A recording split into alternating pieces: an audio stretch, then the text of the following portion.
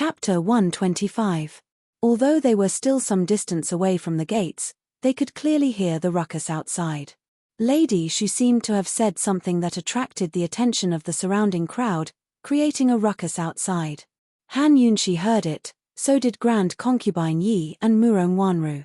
Although she was anxious, Han Yunshi still pursed her lips and bowed in greeting. Good luck to Mu Fei. Grand Concubine Yi had no idea what was going on outside. Steward Xia was going to report to her, but as soon as he saw His Highness Duke of Qin and Wang Fei return, he reported to them first. He didn't have time to tell Grand Concubine Yi. Seeing Han Yunshi hurry over, Grand Concubine Yi was about to ask when Murong Wanru spoke up. Sister-in-law, did you go on a long trip these past few days? Why haven't I seen you around? I've looked for you a few times, but I couldn't find you. Went on a long trip. Grand Concubine Yi was surprised. For better or worse, Han Yunshi was part of the Duke of Qin's estate. Why didn't she report to her when she went on a long trip? She couldn't have gone to the Empress Dowager's palace, right? Ever since Han Yunshi came back from the Empress Dowager's palace, Grand Concubine Yi had always been on guard. She'd secretly told Murong Wanru to keep an eye on her. Murong Wanru had been keeping tabs on Han Yunshi's movements the entire time. She hadn't come back after leaving with Mu Qingwu that day. Murong Wanru couldn't find out much about the Major General's estate, nor did she dare. But she'd been keeping tabs on the Han family and had long sent people there to ask around. Han Yunshi had agreed to take the Han family's madams and young misses to see Han Kongan in the prisons of the justice courts. They should have gone yesterday, but Han Yunshi hadn't been at home. Lady Shu had come to find her last night and she'd been the one to receive her. The kidnapping incident involved a traitor, so it was hard for Han Yunshi to say. She simply made up a lie. I caught a cold these past few days and didn't get out of bed. It's only gotten better today. Upon hearing this, Murong Wanru hurried over, her face full of concern. You haven't gotten out of bed for so many days. It must be the wind and cold, right? Then why doesn't sister-in-law rest more? Han Yunshi was in a hurry to deal with the situation at the door. She didn't have time to pretend with Murong Wanru here. She ignored Murong Wanru and said mildly, Mu Fei, there's something outside the door. I'll go take care of it. So speaking, she strode off, but Grand Concubine Yi only said coldly, Han Yunshi, you weren't at home these past few days. Where did you go? Could it be that the commotion at the door is directed at you? Hearing this, Han Yunshi was surprised. Grand Concubine Yi still didn't know what was going on outside. It seemed that the person behind Madame Shu was unlikely to be Murong Wanru. Although Han Yunshi was suspicious, she admitted honestly, yes, it's just a misunderstanding. Don't worry, Mu Fei. Chen Xie will definitely handle it properly. Sister-in-law, the noise isn't small. It seems like someone's cursing someone. Since they dared to cause trouble at our Duke of Qin's gates, they must have a powerful background. Who did you provoke? Can you go out by yourself? Murong Wanru, this white lotus, really had a formidable mouth. Her words sounded like concern, but they easily provoked Grand Concubine Yi's curiosity and anger. Before Han Yunshi could speak, Grand Concubine Yi said coldly, Han Yunshi, I'd like to see who you've provoked to have the guts to cause a ruckus at my gates. So speaking, she flicked her sleeves and strode towards the doors. This damned Murong Wanru. Would she die if she didn't disgust and sow discord every time they met? Han Yunshi's eyes flashed with anger as she chased after her. If it's a blessing, it's not a calamity. If it's a calamity, it can't be avoided. Even if Lady Shu had the guts to cause a ruckus at the Duke of Qin's gates, that should be her limit. It's just asking for a storehouse key, so she wouldn't really cause a ruckus, right?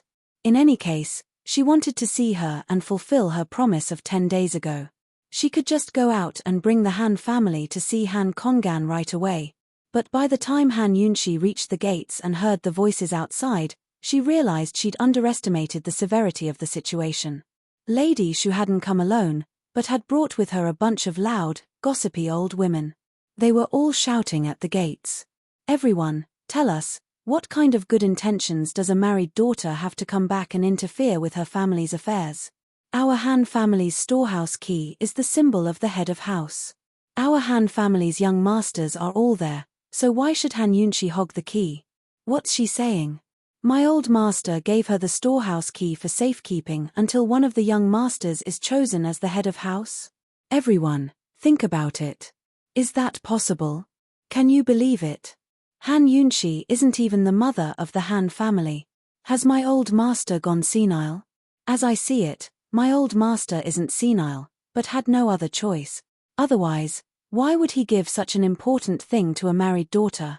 Lady Shu and the gossipy old women muttered amongst the crowd, attracting many questions and support. That doesn't make sense. Even if eldest young Miss Han is Qin Wangfei, she has no right to interfere with her family's affairs. This is too absurd. A married daughter, is she going back to her family to fight for the family fortune? That can't be. Would the Duke of Qin care about the Han family's meager fortune? Then what's going on? So it's Grand Concubine Yi who embezzled Han Yunshi's allowance. This esteemed Wang Fei doesn't have any silver to spend, right? Murong Wanru supported Grand Concubine Yi by the arm as they stood by the door. The more she listened, the uglier her expression turned. Han Yunshi sucked in a cold breath. She didn't expect things to develop to this point. She assumed that Lady Shu had only come to ask for the storehouse key. If she was a little more impudent, she'd just accuse her of coveting the Han family's property. Who knew that she'd implicate Grand Concubine Yi in the matter? Wasn't this slandering Grand Concubine Yi? Esteemed Imperial Concubine Yi couldn't afford to lose face. Mu Fei, it's all a misunderstanding. I'll go out and clear things up right now, Han Yunshi said, rushing to open the door. But Grand Concubine Yi stopped her, so angry that her teeth chattered. Listen, keep listening. Mu Fei, it's better. Han Yunshi wanted to explain, but Grand Concubine Yi suddenly said sternly, Han Yunshi, you shut up. Han Yunshi gave a start before she resentfully shut her mouth.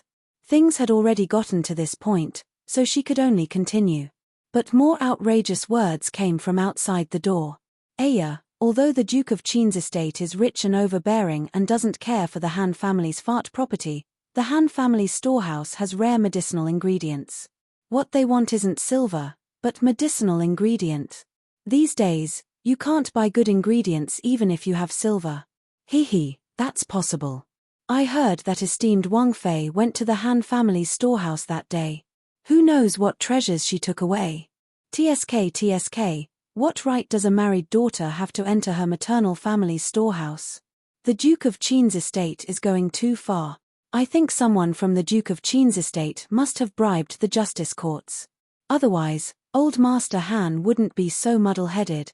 Madam Shu, wasn't the new Chancellor of the Supreme Court promoted by your father? Don't you know what happened in the Supreme Court?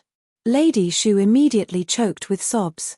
Ever since the old master was sent to prison, no one from our Han family has been allowed to visit him. So what if my father promoted the justice court official? There's an expert behind him that won't let us see the old master. Boos rose at her words. No one knew that Han Yunshi was the one who saved the crown prince, so they didn't believe that Han Yunshi had any special privileges in the justice courts. Most of them were certain that the expert behind the scenes was Grand Concubine Yi. But someone spoke up on purpose. Who's behind the scenes? Qin Wangfei can't command the justice courts, right? I heard that she's never been favored even now. Now that you mention it, could it be that someone instigated Qin Wangfei to go back to her maternal family to fight for the family fortune? Someone shouted on purpose. Even an idiot could tell that all these mocking and ridiculing words were directed at Grand Concubine Yi. Grand Concubine Yi's body trembled as her vision turned black and white. She almost fainted, but Murong Wanru caught her in time. Grand Concubine Yi had lived a life of luxury ever since she was young. She was such a noble and virtuous person that she'd never been shabby. The previous emperor had left her with so many gifts, but she'd left them all in the palace. Leaving aside the Han family's possessions, she hadn't even coveted the imperial family's possessions. But now someone was slandering her like this. After living for so long, this was the first time she'd lost so much face. Moreover, It was in front of the citizens of the capital city. How was she supposed to show her face in the future? If news of this reached the palace and the Empress Dowager's ears, then the noblewomen's ears, how was she supposed to face anyone in the future? How could she tolerate this? With one hand supported by Murong Wanru, Grand Concubine Yi rubbed her forehead with the other to calm herself down. Her phoenix eyes glared at Han Yunshi as if she wanted to cut Han Yunshi into pieces. Han Yunshi had never seen Grand Concubine Yi so ruthless before and couldn't help but give a start. She couldn't care less as she turned to open the door. But Grand Concubine Yi only roared, "Someone come, drag her out for me." Grand Concubine Yi could very well issue orders to chase away everyone at the gates. Anyone who dared to criticize would be punished as a crime against their superiors.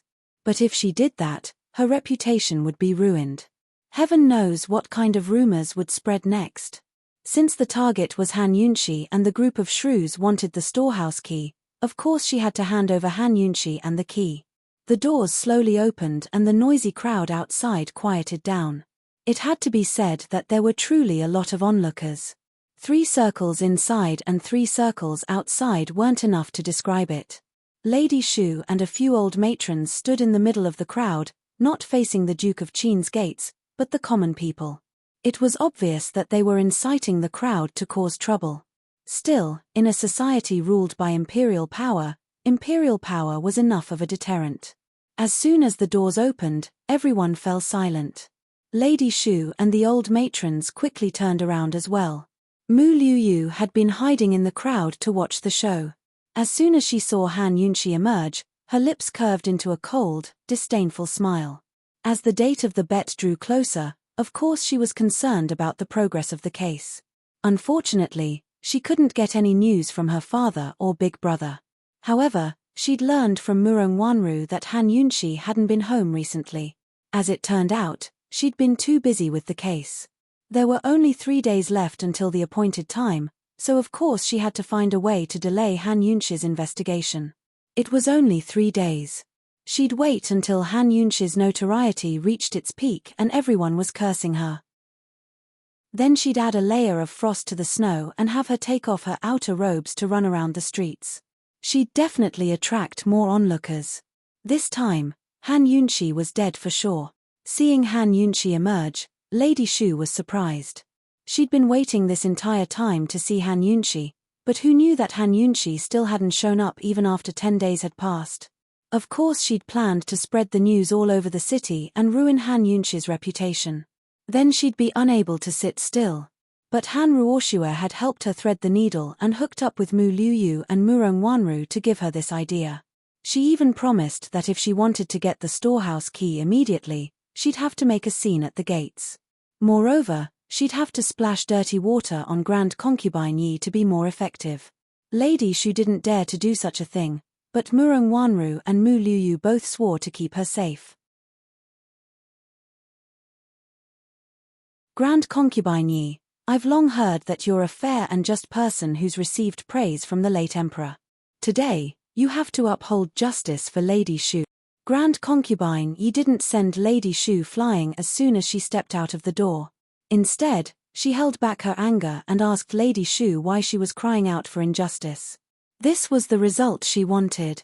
The Han family matters weren't important. What was important was her reputation and innocence. No matter what, she had to clear herself of all suspicions first. Murong Wanru's words, combined with the flattery from the crowd, immediately elevated Grand Concubine Yi's image. Her anger towards Lady Shu finally subsided a little. After winning the approval of the people, Grand Concubine Yi had to start handling matters impartially. The Han family's assets. What's going on? She asked despite knowing the answer. Madame Shu hurriedly replied, Imperial Concubine Dowager, our Han family has a storehouse key. The person who has the storehouse key will be the head of the Han family and will be in charge of all the Han family's properties, including the Han family's most precious medical books. My family's old master was unfortunate enough to be imprisoned, so the storehouse key was supposed to be passed on to the young master for safekeeping. The key is with the old master, but this commoner and a few of my sisters have wanted to visit the justice courts to discuss the matter of setting up a new head of house. But we couldn't. The justice courts said that there was someone above who wouldn't let us see the old master. At this, Murong Wanru cut in with an angry face. Why? Even if it's an imprisoned prisoner, they can still request to see him once or twice a year. Who's up there, to bend the law and abuse their power like this? Murong Wanru's words cleared away any suspicions the people had against Grand Concubine Yi. Striking while the iron was hot, Grand Concubine Yi asked sternly, "Speak, who is it?" Lady Shu lowered her head, deliberately hesitating. "This commoner doesn't know, but what? Speak as much as you want. I'll make a decision for you," Grand Concubine Yi said with awe-inspiring righteousness. Lady Shu raised her head to look at Han Yunshi before speaking timidly. "This commoner doesn't know who it is, but the Han family's storehouse key is, it's." Everyone fell silent at her words, even holding their breaths as they waited for Lady Shu to give up Han Yunshi. After all, the law couldn't punish the masses.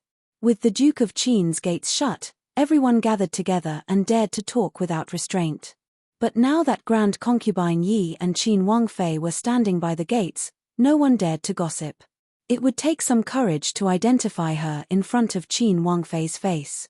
Following Lady Shu's gaze, Grand Concubine Yi slowly looked towards Han Yunshi and asked hypocritically, "What, could it be that the Han family's key is in Qin Wangfei's hands?" Lady Shu hastened to explain. "To reply, esteemed imperial concubine, my Han family's storehouse key really is in Qin Wangfei's hand.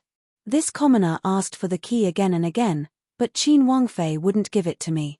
She said that the key was given to her by Old Master. She agreed to bring the young masters of the Han family to see Old Master yesterday. However, everyone in the Han family waited for her for an entire day yesterday, but she did not appear. This humble woman also did not see her when I came to the manor yesterday. This humble woman only came here as a last resort." As she spoke, she fell to her knees and cried, "Esteemed imperial concubine Yi, this commoner doesn't have the guts to cause trouble. This commoner was wrongly accused and has her own difficulties. I beg esteemed imperial concubine Yi to uphold justice for the Han family.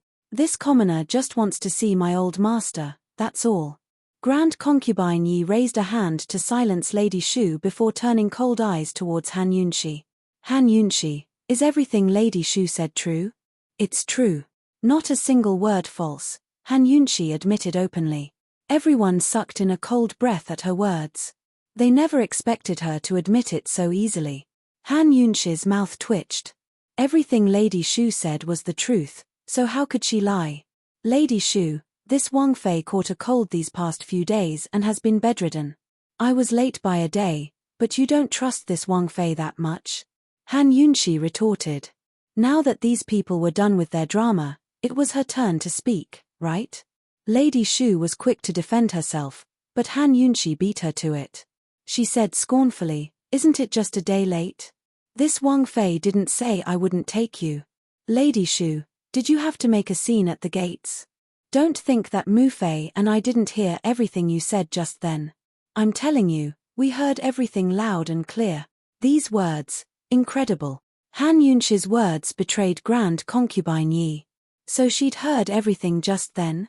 In a flash, the crowd fell into an uproar. They never thought things would turn out like this. Grand Concubine Yi knew the truth, but she still interrogated her like that. Wasn't this too fake? Just what kind of trick was hidden in all this? Lady Shu never thought that Han Yunshi would dare to drag Grand Concubine Yi into the water in front of everyone. She gaped, speechless for a moment. Murong Wanru gave a start as well. She couldn't see through her. Wasn't Han Yunshi very smart? Didn't she know that offending Mu Fei like this would lead to a tragic end? Was she going to take Lady Shu down with her? Thinking up to here, Murong Wanru grew fearful. If Lady Shu couldn't get any benefits, she'd definitely sell her out. Heavens, too frightening.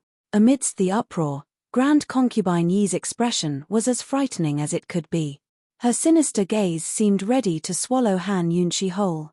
She'd worked so hard to salvage her image, but now it was ruined even more thoroughly.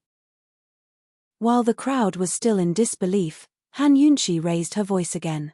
"Lady Shu, my Mu Fei is a Buddhist. She's always been tolerant and merciful. She heard everything, but pretended not to hear a thing. She didn't bicker with you, but listened to you complain.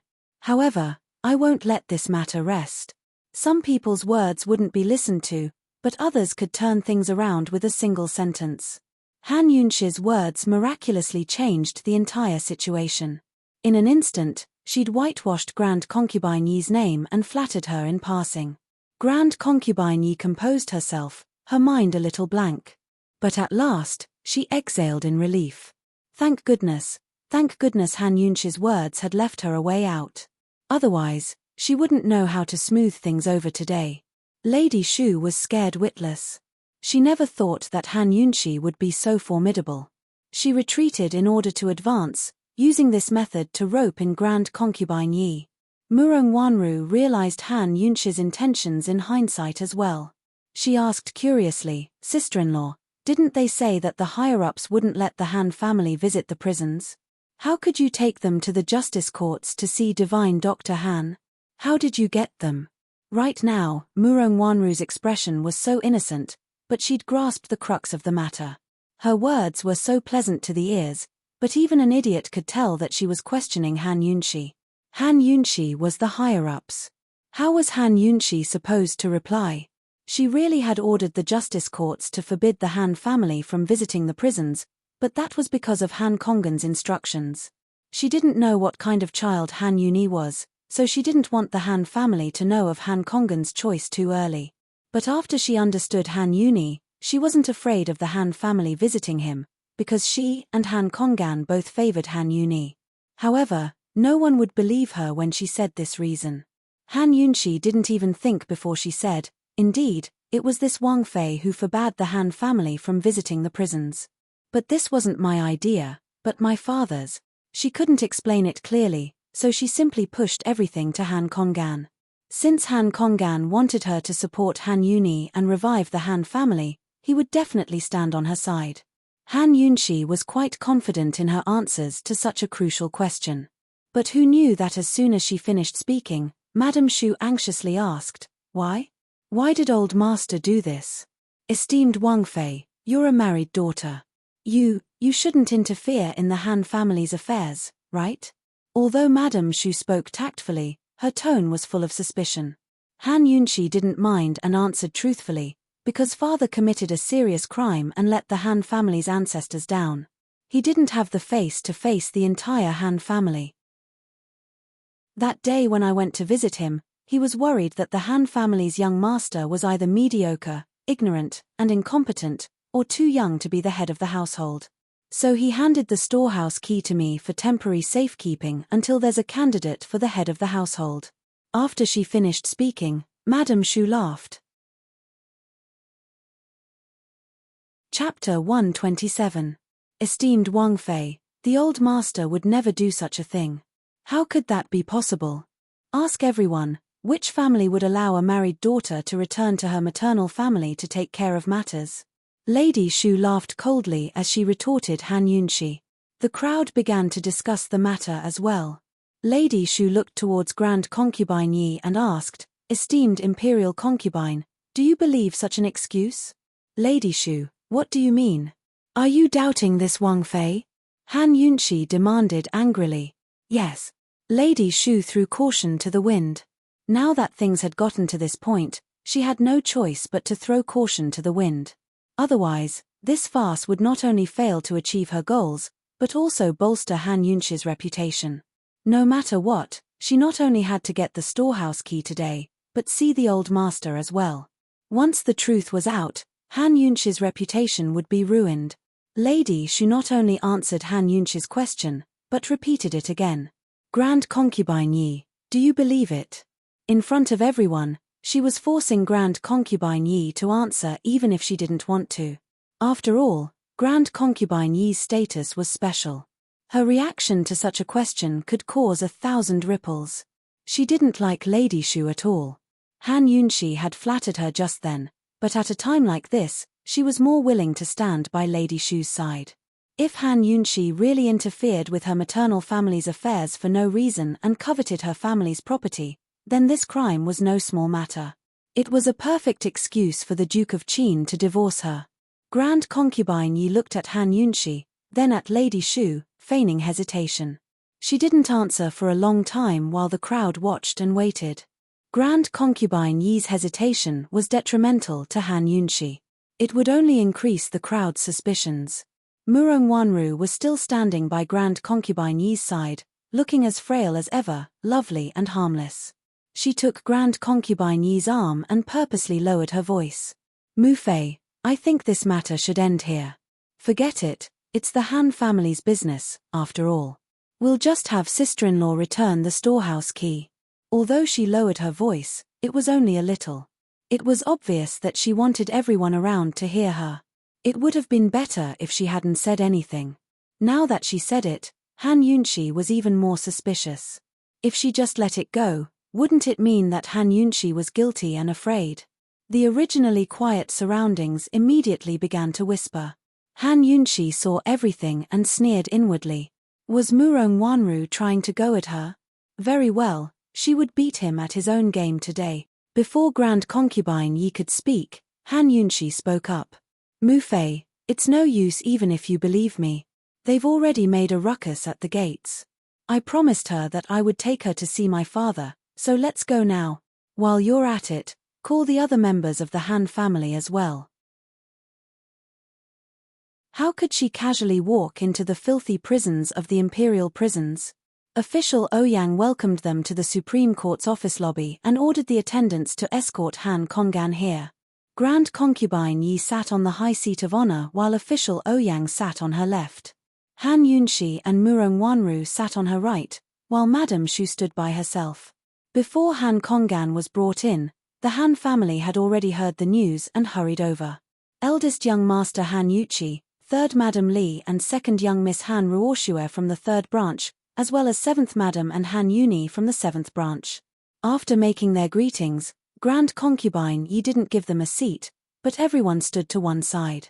Han Yuchi's injury on his butt had already healed, but he still looked like a brainless young man with a full head and belly. He seemed to have a card up his sleeve for today's events and retreated to one side to whisper in Madame Shu's ear. He didn't forget to shoot Han Yunshi a warning look. Han Yunshi was too lazy to argue with an idiot. She looked towards 7th Madam and little Yi Er. It was obvious that the mother and son pair had never seen such a grand scene before, especially 7th Madam, who stood timidly at the very back, holding tightly onto little Yi Er as she curled up like a little wife. Of the group, 3rd Madam Li and her daughter were the most appropriate. They were neither servile nor overbearing as they waited quietly with their heads bowed. Han Yunshi secretly sized up 3rd Madam Li, recalling the masked female assassin called Qingyi. She only felt that they were all about the same height, short, fat, and thin. The more she looked, the more convinced she became that Madam Li was the assassin. Of course, intuition couldn't be used as evidence. They could only arrest the culprit after the tea leaves were found. Han Yunshi pondered as she sized up second young Miss Han Ruoshue. Han Ruoshue was a very important suspect to begin with. Now that the tea leaves had appeared, Han Yunshi was even more certain that she was the culprit. The 10,000 snake poison should have been delivered from this second young miss to Mu Liuyue's hands, then to the general's estate. But did Han Ruoshue know the poison arts as well? Did she know martial arts? That young female assassin called Hei Shou didn't resemble Han Ruoshue at all. Just then, there had been such a huge commotion outside the Duke of Qin's estate, but Long Fei Yi hadn't come out. Han Yunshi naturally didn't expect him to save the day, but she was curious as to what he was doing right now. By now, Chu Shifeng should have delivered the report on the tea leaves to Long Fei Yi, right? Once it was confirmed to be poisoned, they could quickly arrest the culprit with Bilu as a witness. Now that they were in the capital, it would be difficult for Qingyi to escape from Long Fei Yi's clutches no matter how skilled she was. Han Yunshi dearly wanted to uncover the truth and ferret out the true culprit. She was silently waiting for Long Fei Yi to make his move. Of course, Han Yunshi wouldn't beat the grass and startle 3rd Madam in the Justice Court's courtroom. In any case, there were still 3 days until the bet. She could focus wholeheartedly on solving the problem in front of her. There was some distance between the imperial prisons and the main hall, so they had to wait a while. To everyone present, the wait felt like an eternity. Silence reigned in the room. Suddenly, Han Yunshi spoke up. "Someone come, give the Han family's 7th young master a seat." Everyone in the Han family looked over at her at these words. The retainer on the side was in a difficult position. He glanced at Grand Concubine Yi, then at official Ouyang, unsure whether to give him a seat. After all, Grand Concubine Yi had the highest status. She hadn't even given him a seat just then, so it wasn't appropriate for Qin Wangfei to do so now, was it? Seeing Grand Concubine Yi remain silent, official Ouyang was in a difficult position as well. He didn't know what to do, so the retainer didn't move. "Official Ouyang, the people here have quite the airs. They can't even order this Wangfei around?" Han Yunshi asked unhappily. Official Ouyang looked at Grand Concubine Yi again, but she still didn't move. Without a choice, he could only scold the retainer. "Are you an idiot? Didn't you hear esteemed Wangfei's orders? Hurry up and give him a seat." With all the gods present, it was hard to serve them. The retainer was so scared that he broke out in cold sweat. Not daring to delay, he quickly brought over a chair for little Yi-er. Little Yi-er secretly rejoiced as he struggled free of his mother's hand. He stepped forward and made a proper bow with hands clasped in front. "Thanks to Grand Concubine Yi, thanks to esteemed Wangfei." Only then did Grand Concubine Yi glance over. She didn't pay them any mind, but drank her tea and flipped through the trial documents on the table with interest.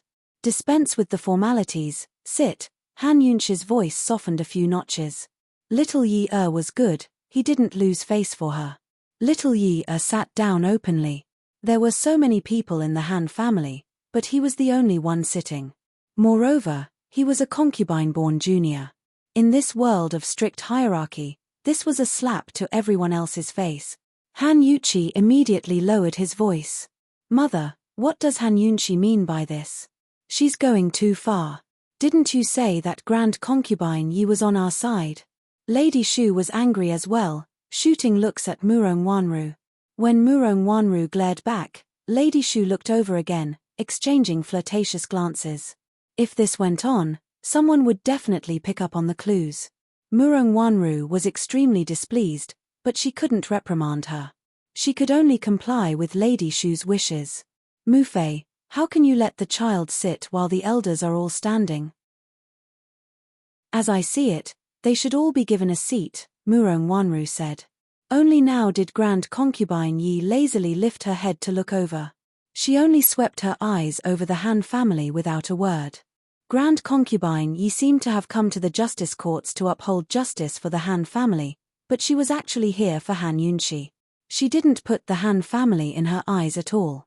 Ever since they'd entered the court, she hadn't even spared them a glance. Chapter 128. Lady Shu had caused such a ruckus at her gates. Although she'd saved her reputation and image in the end, that didn't mean she didn't mind. It was already good enough that she didn't make things difficult for Lady Shu. How could she still give her a seat? Grand Concubine Yi glanced at her before her thoughts returned to the scroll. Seeing this, Lady Shu never expected Grand Concubine Yi's attitude to be so cold as soon as they arrived at the justice courts. She was both shocked and angry as she shot Murong Wanru a questioning look. "This Lady Shu, do you still care about a seat at a time like this?" Murong Wanru was flustered and gave Lady Shu another glare as a warning. But Han Yunshi saw all of their flirtatious glances. Han Yunshi slowly narrowed her eyes. "Fine, it's Murong Wanru again. That lingering soul, she won't cry until she sees the coffin. Today, she'd definitely make her understand the taste of regret." At this moment, a guard came in to announce, reporting, "Prisoner Han Kongan has arrived." Hearing this, everyone in the room focused 120%. Seats didn't matter anymore. Grand Concubine Yi straightened in her seat and grew serious. "Cold," she said, "bring him in." Han Kongan had no idea what had happened, nor who wanted to see him. He only heard that they were coming to the main hall, so he guessed that they had to be someone of high status. But besides Han Yunshi, he couldn't think of anyone else who would remember him and be willing to see him. But when Han Yunshi wanted to see him, She always went to the prison cells. Han Konggan walked forward suspiciously and stepped over the high threshold. As soon as he saw the hall full of people, especially the familiar faces of the Han family, Han Konggan froze in the doorway, gaping. What was going on? While he was still in a daze, little Yi suddenly burst into tears and jumped off the high chair to throw himself over. Daddy! His cry of daddy was so real and emotional. His childish voice wasn't affected at all, nor was it fake. It was filled with longing and dependence. Even the most hard-hearted person would be moved by it. Nothing could surpass the heart of a pure child, right? Little Yi threw himself into his father's arms and burst into tears. Daddy, when are you coming home? Boo-hoo. I miss you. When will you come home? No matter how smart and precocious Yi was, he was still a child. Little Yi had heard many people say that his father had been sentenced to life imprisonment and would never be able to return home, but he stubbornly refused to believe it. He was still waiting for his father to return home and teach him how to recognize medicine and treat illnesses.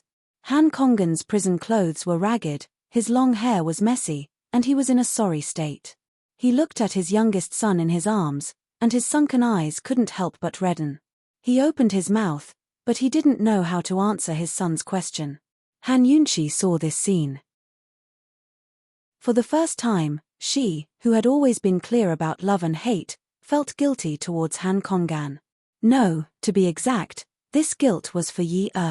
She secretly made up her mind that no matter what, she would protect Yi and make sure he grew up safely and smoothly. At this moment, Han Yuchi suddenly cried out, "Father," and threw himself over, with Han Ruoshua close behind. Grand concubine Yi had been moved by little Yi's tender and true feelings, but as soon as she saw Han Yuchi and Han Ruoshua's hypocritical behavior, she grew angry and impatient. Today, I came to uphold justice for the Han family, not to see you reunite as a family. At these words, Han Yuchi and Han Ruoshua were both frightened and immediately backed away. Little Yi, however, clung to his father with a death grip, afraid that he'd be taken away again. "Seventh Madam, hurry and pull your son away. What kind of propriety is this in front of Grand Concubine Yi?" Lady Shu scolded unhappily. The old master had already been imprisoned forever, so there was no point in trying to win his favor. In any case, the old master wouldn't be stupid enough to give the storehouse key to a married daughter. No matter who the old master gave the key to, she had ways to get it back for her son. Right now, the most important thing was to take the storehouse key back from Han Yunchi's hands. On one side, Seventh Madam saw the old master and gave a start. Her eyes grew wet, but Lady Shu's reminder brought her back to her senses. She quickly went forward to tug at little Yi. "Be good, Yi. Esteemed imperial concubines angry. Don't harm your father." Seventh Madam always knew how to coax little Yi. At her words, little Yi was so frightened that he immediately let go. Seventh Madam quickly picked him up and retreated to one side, not daring to sit in her original chair. Han Konggan looked at the timid Seventh Madam helplessly. He wanted to say something, but stopped himself. If Seventh Madam was a bit stronger, he wouldn't need to beg Han Yunchi so painstakingly. Han Konggan could be considered a man of character. He sorted out his emotions and immediately stepped forward to pay his respects. "Sinner Han Konggan greets esteemed imperial concubine and esteemed Wang Fei. Han Konggan, Lady Shu of your estate has caused a ruckus at the Duke of Qin's gates for the sake of the Han family storehouse key. I'm asking you now, where is the Han family storehouse key?" Grand concubine Yi asked impatiently. As soon as he heard the word storehouse key, the intelligent Han Konggan immediately understood what was going on. He had given the storehouse key to Han Yunchi for the sole purpose of guarding against Lady Shu. Lady Shu's maternal family had powerful backing. Once he left, the Han family would fall under Lady Shu's rule. This was understandable, but eldest young master had failed to live up to expectations. If the Han family fell into Lady Shu's hands, it was the same as falling into eldest young master's hands. With eldest young master's personality, he'd definitely lose everything in the Han family within 3 years. Han Konggan's gaze suddenly turned cold and deep as he looked towards Lady Shu. Lady Shu's heart gave a start as she grew inexplicably uneasy. She quickly said, "Old master, why aren't you answering Grand Concubine Yi's question?" Han Kongan didn't speak, but his cold gaze shifted to Han Yuchi. Caught off guard, Han Yuchi blurted out, "Father, Han Yunchi said you gave her the storehouse key. How is that possible? She was the one who stole it, right? That's right, that's right. Old master, we've invited Grand Concubine Yi here. You don't have to fear Han Yunchi. Just what's going on, tell us," Lady Shu said urgently. By now, Han Ruoshua had lost her patience as well. She urged, "Father, how could you give the storehouse key to a married-off daughter? You must have suffered a lot in prison, right? Your daughter has been bending the rules all these days, but I still haven't seen you. Just what happened? Tell us. Grand Concubine Yi has to uphold justice for our Han family." The Han family was anxious, but so was Grand Concubine Yi. She asked again, "Han Kongan, Han Yunchi said you were the one who gave her the storehouse key. Is that true?" As soon as Grand Concubine Yi finished, Murong Wanru hastened to add, "Han Kongan, since my Mufei came today, you can say whatever you want. Don't hide anything. Did you give the storehouse key to Qin Wangfei willingly?" Little Yi and Seventh Madam watched and listened from the sidelines, their hands clenched tightly as their hearts burned with impatience. After all, their father's answer would directly affect their fates. Finally, under the urging of the crowd, Han Kongan calmly looked towards Grand Concubine Yi. Now everyone had quieted down, holding their breaths as they waited for him to speak.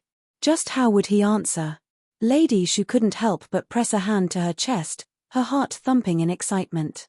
As long as the old master denied it, Han Yunchi would be done for. Murong Wanru darted a glance at Lady Shu, very satisfied. She was also waiting for Han Kongan to announce Han Yunchi's crimes. But Han Kongan's lips curved into a faint smile that seemed both helpless and self-mocking. No one understood what he meant. It was then that he said, to reply, "Esteemed imperial concubine, this criminal willingly gave the storehouse key to the Han family's daughter of the first wife, Qin Wangfei's." What? His calm words were like a pebble that stirred up 1,000 ripples in the silent hall. "No. Impossible." Lady Shu shouted in alarm. "Father, have you gone senile? What are you talking about?" Han Yuchi couldn't believe it. He fiercely walked up to Han Kongan. If Han Kongan wasn't his father, he probably would have made a move long ago. "Father, it must be Qin Wangfei who forced you, right?"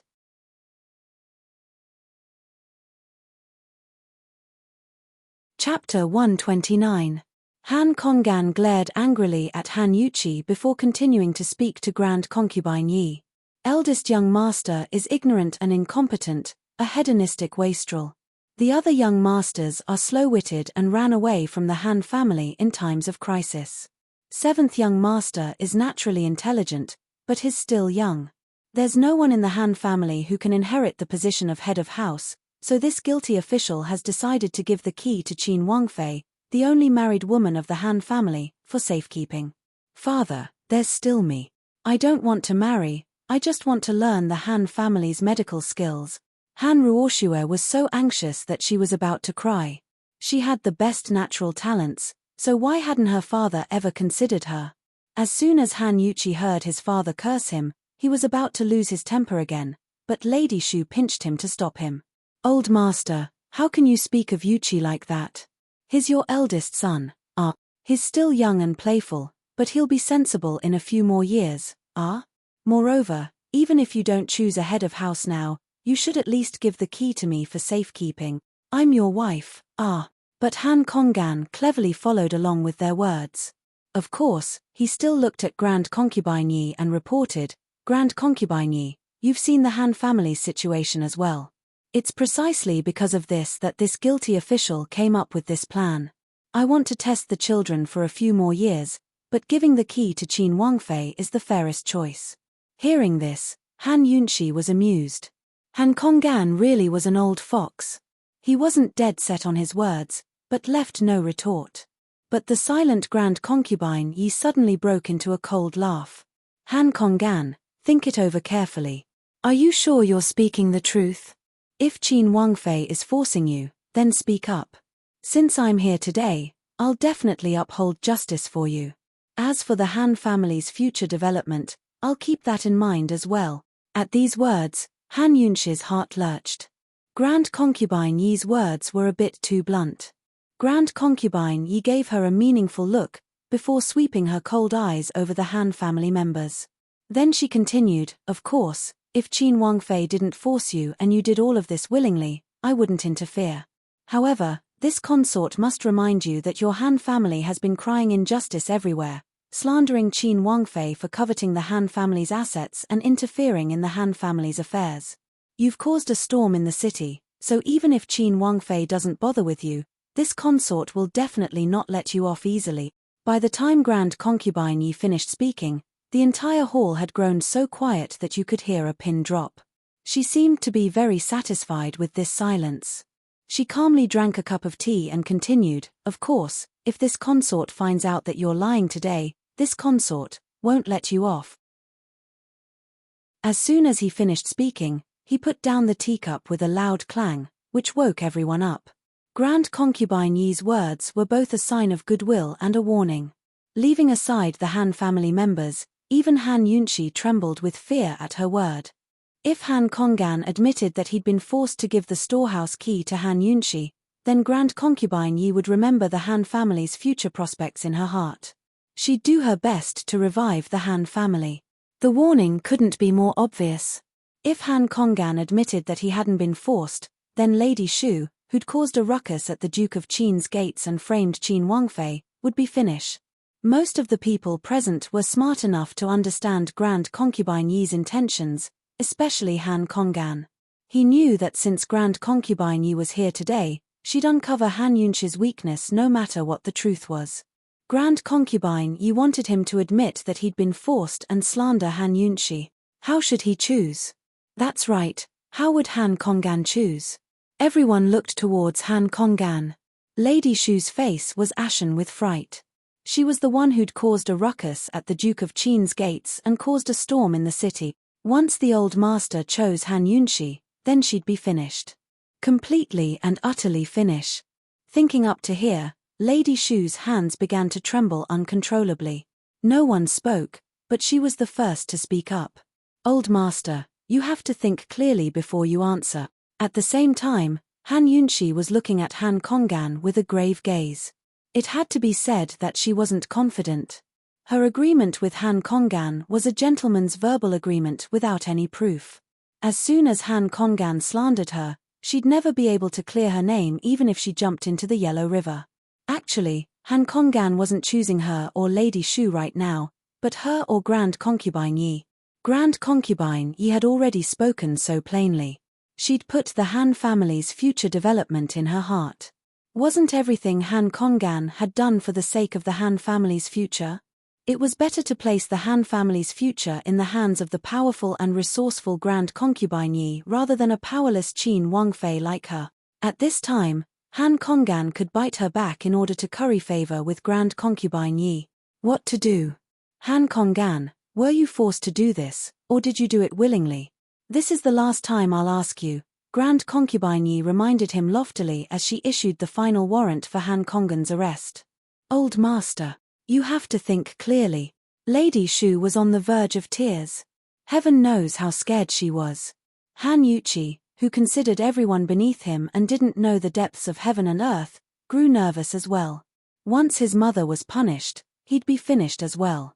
He rushed to Han Konggan's side and knelt on one knee, shouting, "Father, hurry and answer Grand Concubine Yi. You were forced. You were forced to do it." Han Konggan panicked and quickly turned to support him, but as soon as he picked up little Yi he began to cry. "Daddy, Big Sister Yunxi's a good person. Big Sister Yunxi wouldn't force you, right?" Little Yi was still too young, so he didn't quite understand Grand Concubine Yi's words. He only knew that Big Sister Yunxi wouldn't lie. He was about to speak up when his weak mother suddenly pushed him out. With his mother's support, he was even bolder. He had to speak the words in his heart. "Father, don't slander Big Sister Yunxi, all right?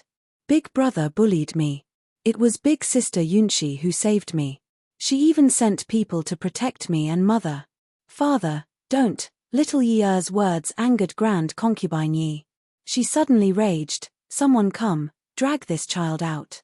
How can a child be allowed to cry in the main hall? What a scandal. This time, 7th Madam rushed over to take little Yi Er away, trembling with fear as she pleaded, esteemed imperial concubine, calm your anger, calm your anger. This child doesn't know any better. This commoner will cover his mouth right now so he won't make a sound.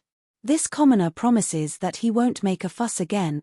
As 7th Madam spoke, she hugged little Yi Er and covered his mouth with her other hand. She curled up into a ball, her fearful and timid appearance both pitiful and laughable. Grand Concubine Yi despised weak women like this to the bone. Cold as she glanced at her, she dismissed the attendants and didn't make things difficult for her. Han Yunshi watched, thinking that little Yi Er might be able to help her out.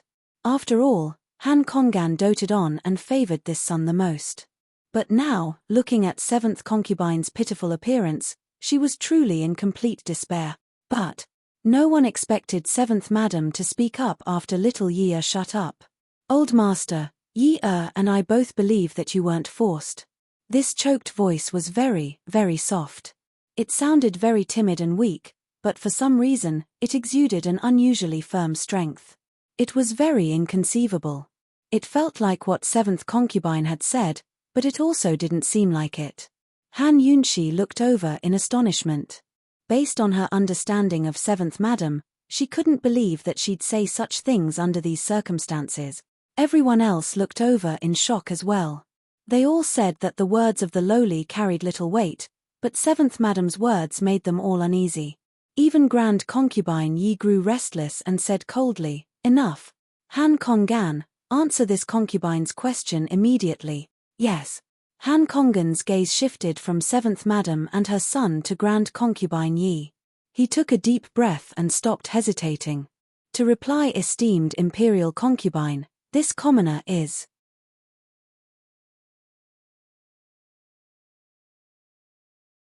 Unexpectedly, at this critical moment, 7th Concubine suddenly rushed over and stood in front of Han Kongan.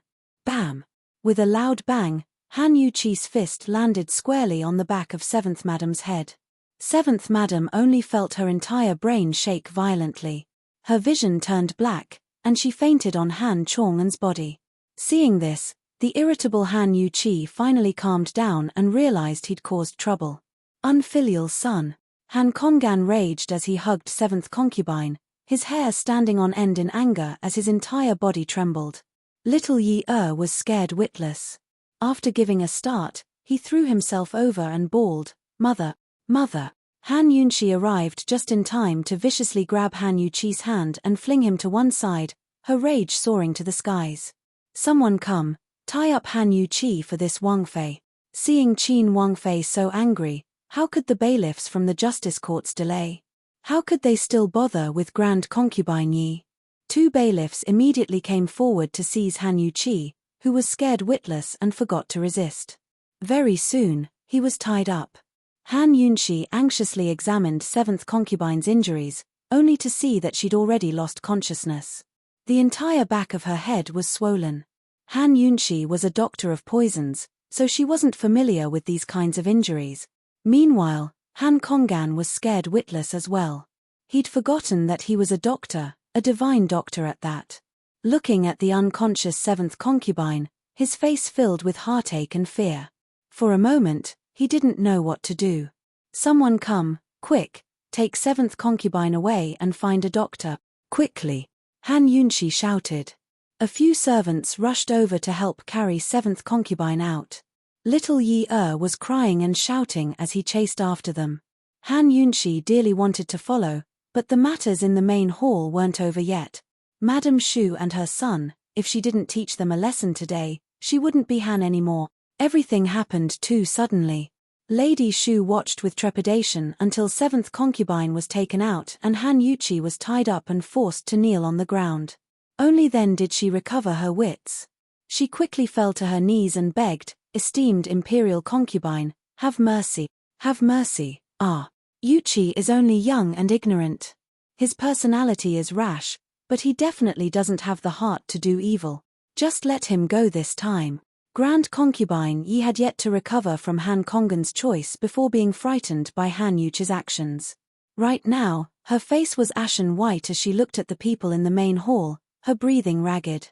Chaos. Chaos. Victory had been within her grasp, but now it was completely out of her control. Her mind was a mess. Madam Shu, you still have the nerve to beg for mercy? Han Yunshi retorted coldly. She couldn't believe that such a person existed. Han Yuchi is already 28 years old. He's no longer a 3-year-old child, but publicly committed violence in the main hall. He looked down on esteemed imperial concubine and ignored this Wang Fei. This is disrespect and audacity to the extreme. He attacked his father and hurt his concubine. This is unfilial and treacherous. What's the use of keeping such an unfilial and disrespectful beast? Faced with Han Yunshi's questions, Lady Shu grew even more frightened as tears streamed down her face. She knew that begging Han Yunshi now was useless.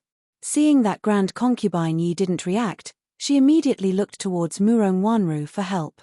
Murong Wanru, Murong Wanru. You were the one who said this was foolproof. How did it turn out like this? You were the one who promised me that Grand Concubine Yi would stand by my side. Help me put in a good word. But Murong Wanru and Grand Concubine Yi were the same. Both of them had yet to recover from Han Kongan's attack and Han Yuchi's fright. Neither of them noticed Lady Shu's obvious hints. Official Ouyang, tell me, how do you think Han Yuchi should be dealt with according to the law for committing such treason? Han Yunshi asked. The frightened official Ouyang hastily rose to his feet and looked between Grand Concubine Yi and Lady Shu. Neither of them knew how to answer. Speak.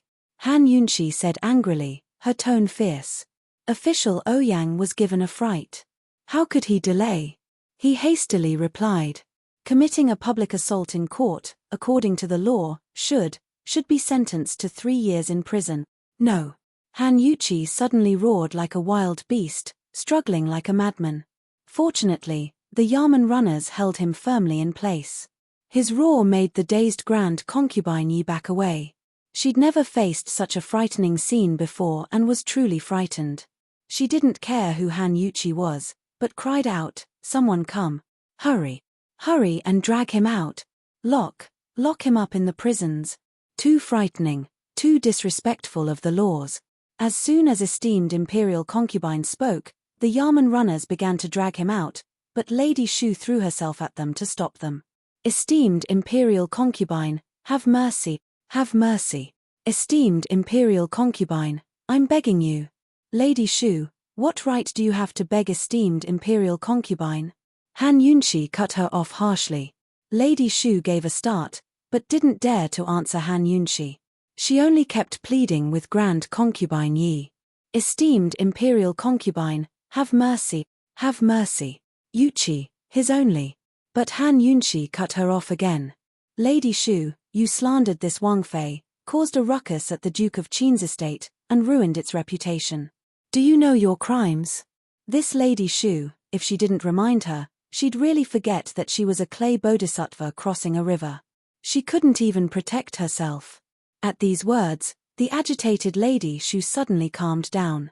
As expected, she'd forgotten her own situation. Her crimes were much worse than Han Yuchi's. She slowly turned to look at Han Yunshi, only to meet Han Yunshi's ruthless gaze. Her legs turned to jelly as she fell to the ground. The Yamen runners immediately dragged Han Yuchi out. Mother, save me. Save me. Mother, find grandfather to save me. I didn't do it on purpose. Mother. In the silence of the room, Han Yuchi's laughable cries for help were obvious and full of sarcasm. If his grandfather, the Minister of Appointments, knew of today's events, he wouldn't even be able to protect himself. How could he save them? Han Yuchi's crimes were his own. Lady Shu's crimes were both serious and minor. If things went wrong, even the Minister of Appointments would be implicated. As Han Yuchi's cries for help grew distant, the large hall finally quieted down. Lady Shu knelt on the ground, while Third Madam Li had long pulled the disgruntled Han Ruoshue far away. She didn't dare to make another sound. Meanwhile, Han Kongan knelt disheartenedly with his head bowed.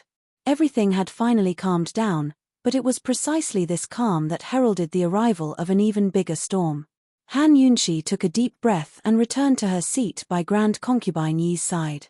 She straightened out her clothes and sat down. As long as Han Kongan didn't slander her and stood by her side, she wasn't afraid of anything. She looked towards Grand Concubine Yi and said word by word, "Mu Fei, the truth has been revealed. How to deal with Lady Shu, I ask you to make the decision." Grand Concubine Yi composed herself before slowly turning to look at Han Yunshi. She knew that she'd lost again. Han Yunshi was only a young girl without any backing or support. Why was she so hard to deal with? Why did Han Kongan leave the Han family's future in Han Yunshi's hands and refuse her good intentions? Could it be that she'd really underestimated Han Yunshi?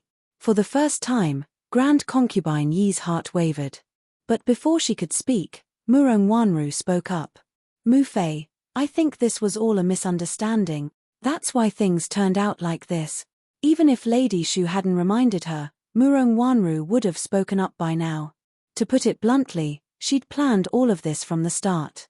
Lady Shu was simply giving her a chance. If she didn't do something, with Madame Shu's personality, she would most likely give up and expose her. Then, she would be done for. It wasn't little sister Wanru who was slandered. Is it easy for little sister Wanru to speak while standing? Han Yunshi retorted with a cold smile. Murong Wanru grew anxious and stood up. "Sister-in-law, don't say things like that." "How could I mean that? I'm just thinking for your Han family, aren't I? After all, your family." TSK, TSK, TSK. Han Yunshi sighed with emotion in her heart. This Murong Wanru was the epitome of a white lotus. But Han Yunshi had never been clumsy with words. She lazily retorted, "Little sister Wanru's words mean that the Duke of Qin's affairs aren't my family's affairs. Little sister Wanru doesn't consider me family."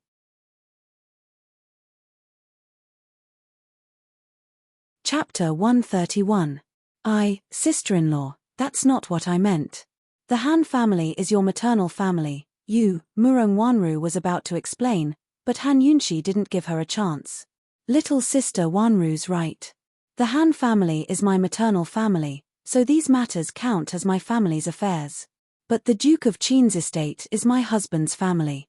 How could I favor my maternal family and harm my husband's family? Little sister Wanru, don't you think so?" Murong Wanru quickly nodded. "Of course, but," Han Yunshi cut her off again. "I'm not even planning to side with my maternal family, so there's no need for little sister Wanru to give me face and plead leniency for my maternal family." Murong Wanru's face turned green at these words. She wanted to pretend to be kind and say that she was thinking for Han Yunshi's sake and pleading leniency for her maternal family, but before she could speak, Han Yunshi rejected her. Murong Wanru glanced down and saw Lady Shu sitting there without moving. It wasn't clear whether she'd lost her wits or was listening to their conversation. This Lady Shu really is troublesome. While Murong Wanru was at a loss, Han Yunshi continued. "Of course, if little sister Wanru is pleading leniency for the sake of someone else instead of me, then I won't stop you." "I'm not." Murong Wanru blurted out in a panic. Grand Concubine Yi wasn't an idiot. She didn't need to think too much to pick up on the clues. She knitted her brows as she looked towards Murong Wanru, who grew alarmed and sat back down. How would she dare to persuade her again? She hastened to explain. "Since sister-in-law is so fair and impartial, then I won't say any more. As for how to handle things, it'll be up to Mu Fei to decide." Grand Concubine Yi had complete trust in Murong Wanru, so she didn't think much of it. One hand rested on the table while the other knitted her brows.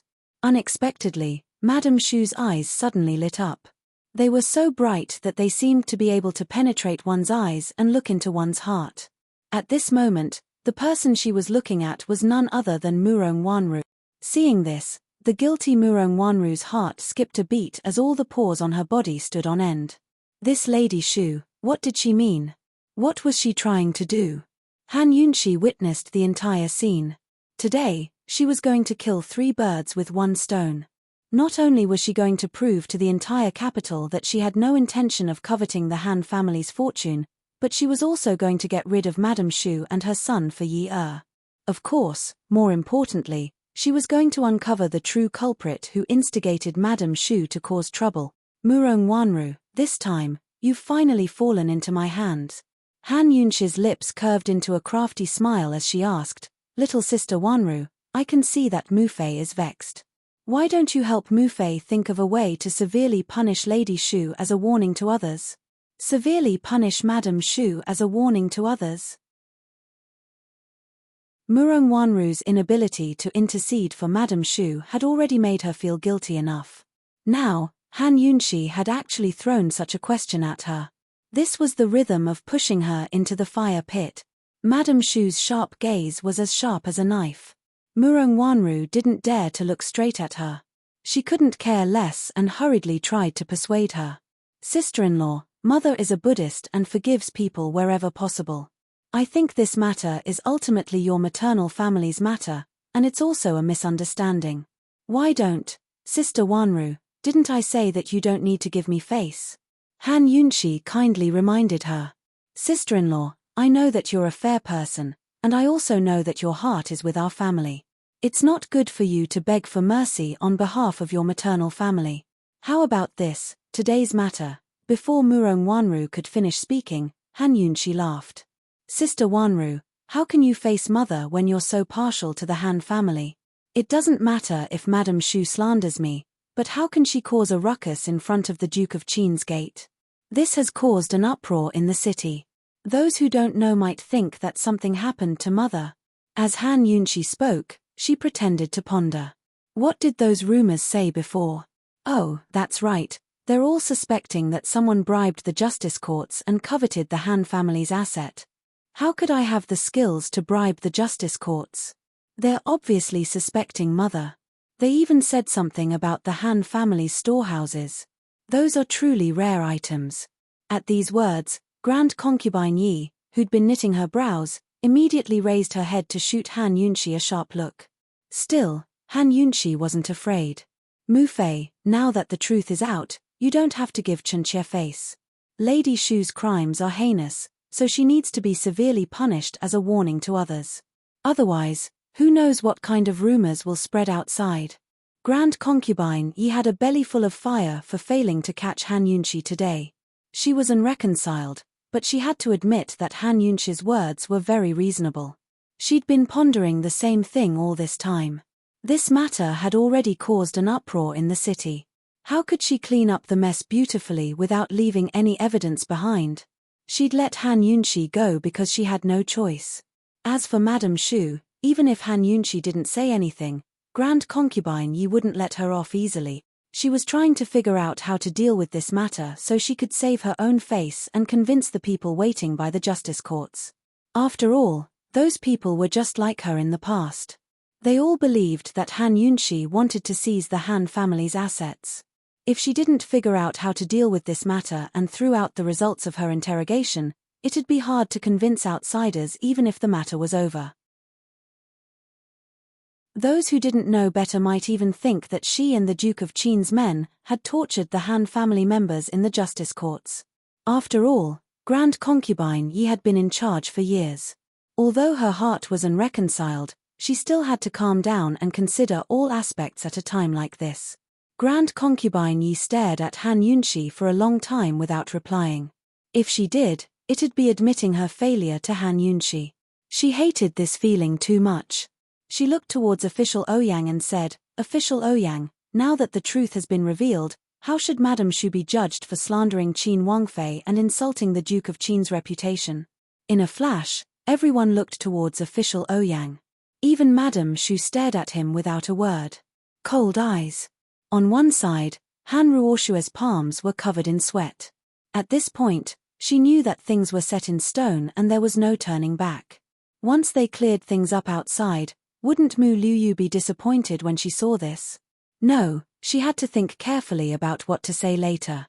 What's wrong? Why are your hands so sweaty? Madame Li asked in a low voice. It's nothing, I'm just angry. Father really shouldn't have, Han Ruoshue quickly replied. She didn't dare tell her mother that Mu Liuyu was outside, much less the bet between Han Yunxi and Mu Liuyu. After delivering the tea leaves, her mother had told her to stop interacting with Mu Liuyu. After all, Han Yunxi and Mu Liuyu weren't on good terms. She was still Han Yunxi's little sister, so she had to avoid her. In the room, Madame Shu was the most taciturn. Murong Wanru couldn't help but feel her hairs stand on end. She only felt that Madame Shu was waiting for a result before exploding and taking her down with her. Murong Wanru clenched her fists, her back drenched in cold sweat. What should she do? Was there anything she could do to stop Madame Shu? Official Ouyang didn't dare to look at Madame Shu, but turned his head away and said awkwardly, according to the law, she should be beheaded. As soon as he said this, Madame Shu, who had been kneeling all this time, suddenly stood up. Seeing this, Murong Wanru's entire body trembled. She couldn't hold it in anymore and stood up, crying out in alarm, "Madame Shu, what do you want to do?" "Second madam, spreading rumors doesn't warrant death. I didn't expect that not only did you spread rumors, but you also caused a ruckus at the Duke of Qin's gate and incited the people. Have you gone senile? You actually did this kind of thing," Han Yunxi said coldly. These words sounded like a reprimand, but they were reminding Madame Shu that spreading rumors didn't warrant death. She had been instigated and used by others to end up like this. Even a cornered dog would jump over a wall, let alone a person. Her son had already been imprisoned for 3 years, and she herself was facing the death penalty. There was no hope of becoming the head of the Han family. Madame Shu had already reached the point where she had nothing left to lose. When a person was in a situation where they had nothing left to lose, what else would she care about? She was like a person who had fallen into water, pulling anyone down with her. As soon as Han Yunxi finished speaking, Madame Shu looked coldly at Murong Wanru and suddenly stepped forward. Frightened, Murong Wanru shot forward to block Madame Shu's way, looking like she wanted to protect Grand Concubine Yi. She said angrily, "What do you want to do? You're impudent. If you disturb esteemed imperial concubine, your crimes are unforgivable." Madame Shu backed up a step so she could see Murong Wanru's face more clearly. Gradually, she broke into a cold smile, her lips full of ridicule. This Murong Wanru had promised her in the past that even if Grand Concubine Yi got angry, she'd have ways to deal with it. Otherwise, how could she not know that causing trouble at the Duke of Qin's estate was the same as causing trouble at the imperial palace? That was a capital offense. Murong Wanru's back was to Grand Concubine Yi, her face filled with panic. She'd planned everything so well. Once she toppled Han Yunxi, Mu Fei would be in a good mood. Then she'd just have to say a few words of persuasion. Madame Shu would have some merit as well, so she'd be fine. How could she know that Han Yunxi could reverse the situation and gain Han Konggen's support? "Wanru, hurry over here. Someone come, seize Madame Shu for me." Grand Concubine Yi was anxious, worried about Murong Wanru's safety. Han Yunxi watched coldly from the sidelines, waiting for Murong Wanru to sit back down obediently and for Madame Shu to reveal everything. But as soon as the Yamen runners stepped forward, Madame Shu suddenly drew close to Murong Wanru and grabbed her by the arm. She was about to curse when Murong Wanru said in a low voice, "Madame Shu, don't forget that you still have father. If you dare to expose me without any proof, my Mu Fei will never believe you. Moreover, I promise that your entire Shu clan won't have a good ending." Madame Shu gave a start at these words. That's right, she still had father and her brothers and sisters from her maternal family. Without any proof, if Grand Concubine Yi didn't believe her and Murong Wanru held a grudge, then the Shu clan's future days would be miserable. Madame Shu's hands stiffened before she immediately let go. Murong Wanru retreated like she was fleeing, her face pale with fright. She patted her chest a few times and took deep breaths. Outsiders all thought she'd been frightened by Madame Shu, but she was rejoicing over the fact that she'd found a chance to warn Madame Shu in time. Otherwise, she wouldn't know how to deal with the situation today. Although she had no proof, Mu Fei would definitely have her own thoughts. After all, she'd used Mu Fei's reputation as a stake this time. Just based on this point alone, Imperial Concubine Mother would definitely not forgive her. No matter what, she was still an adopted daughter. Seeing the Yamen runners take Madame Shu into custody, Grand Concubine Yi exhaled in relief and stood up to wave at Murong Wanru. Wanru, come here, quick. Let Mu Fei take a look and see if you're hurt. Are you frightened?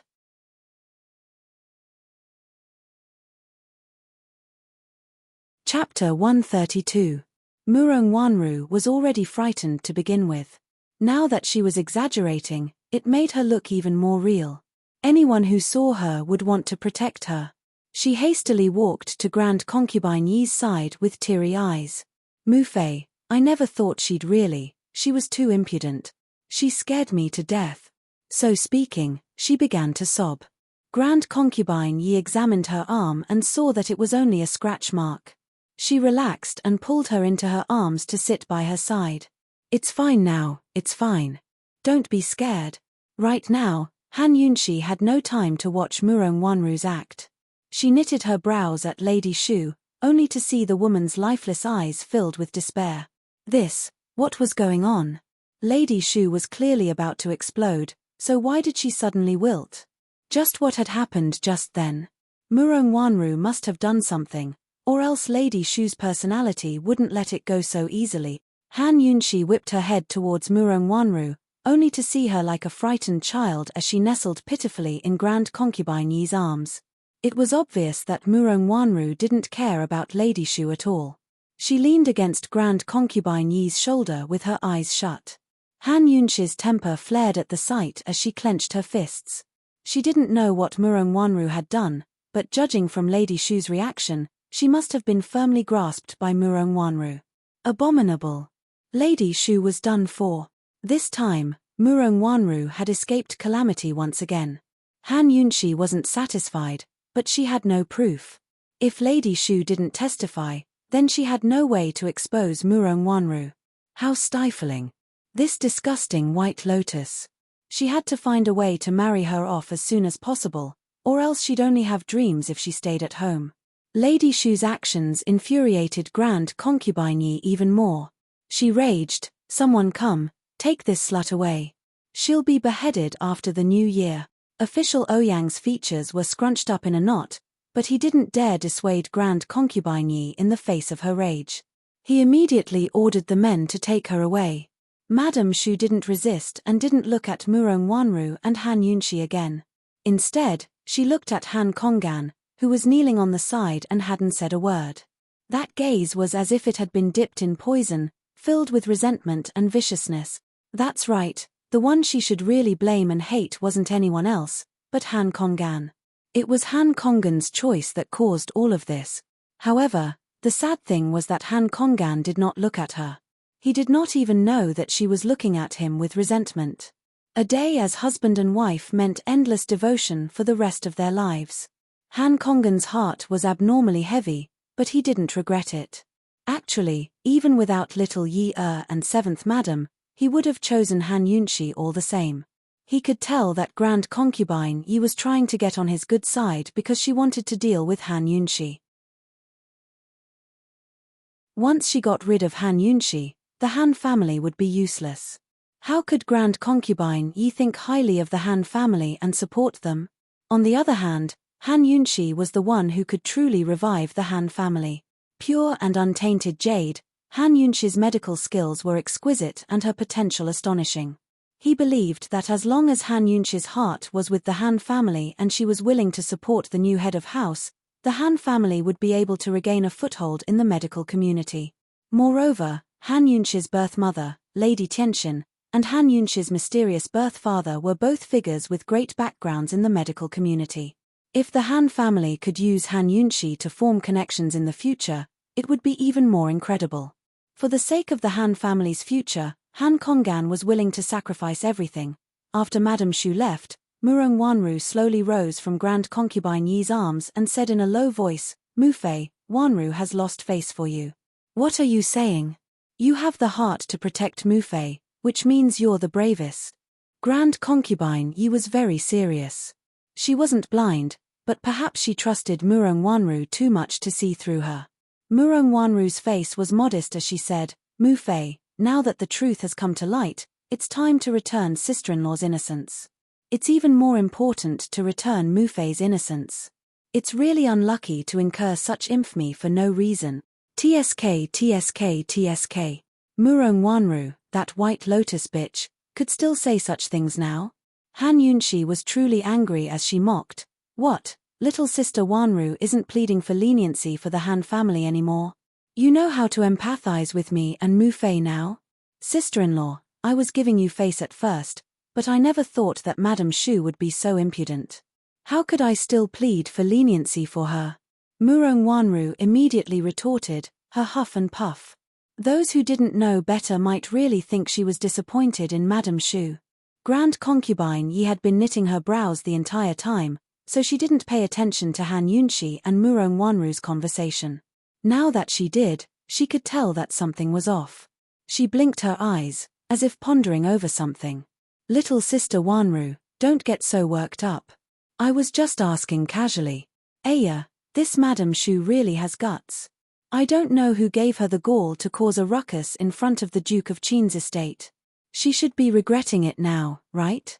Han Yunshi said carelessly. Although it was useless, it was still a reminder to Grand Concubine Yi so she could go back and think over the strangeness of the situation. As expected, Grand Concubine Yi wasn't someone to be trifled with. Hehe, I'm curious as well. She really does have guts.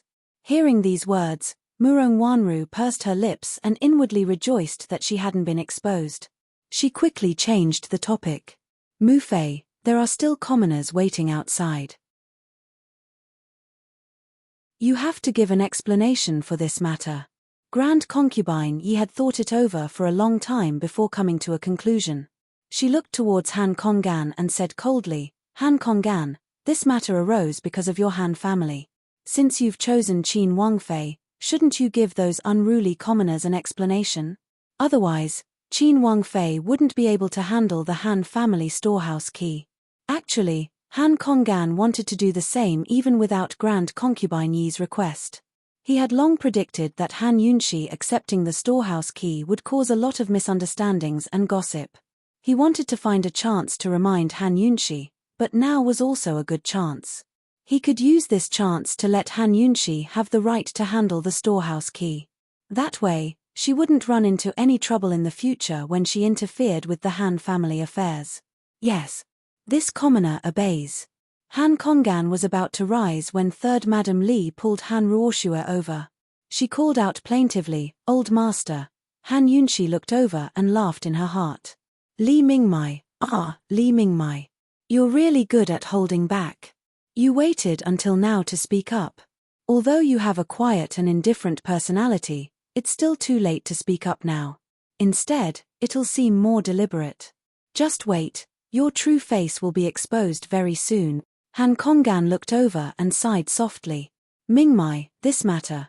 Before Han Konggan could finish, Madame Li quickly bowed. Everything will be as Old Master says. Giving the storehouse key to esteemed Wangfei is better than letting it fall into the hands of those uncles. This concubine understands. Back then, Han Konggan had taken this third Enyang in because firstly, third Enyang liked to read medical books and could get along well with him. Secondly, it was also because third Enyang was not weak, but had a temperament that stood aloof from worldly affairs. Her mother was very quiet, but Han Ruoshua's face was ashen white. She didn't want to go out at all. Official Ouyang, prepare the carriage. Grand Concubine Yi lazily rose to her feet, not sparing Han Konggan and the rest a glance as she walked past. Han Yunshi brought up the rear, shooting Han Konggan a grateful look before hurrying to catch up with Grand Concubine Yi. After so long, there were still plenty of people crowding around the justice courts. Right now, they were still talking amongst themselves. Most of the people who'd waited this long were busybodies who liked to gossip about others behind their backs. Of course, Mu Liuyu didn't leave, either. She was filled with anticipation for the moment when Han Yunshi was brought out, her hands tied behind her back. As soon as Murong Wanru came out supporting Grand Concubine Yi, the crowd fell silent. When they saw Han Yunshi come out alone, they were stunned. Mu Liuyue's bright eyes narrowed, filled with suspicion. How could Han Yunshi still be fine?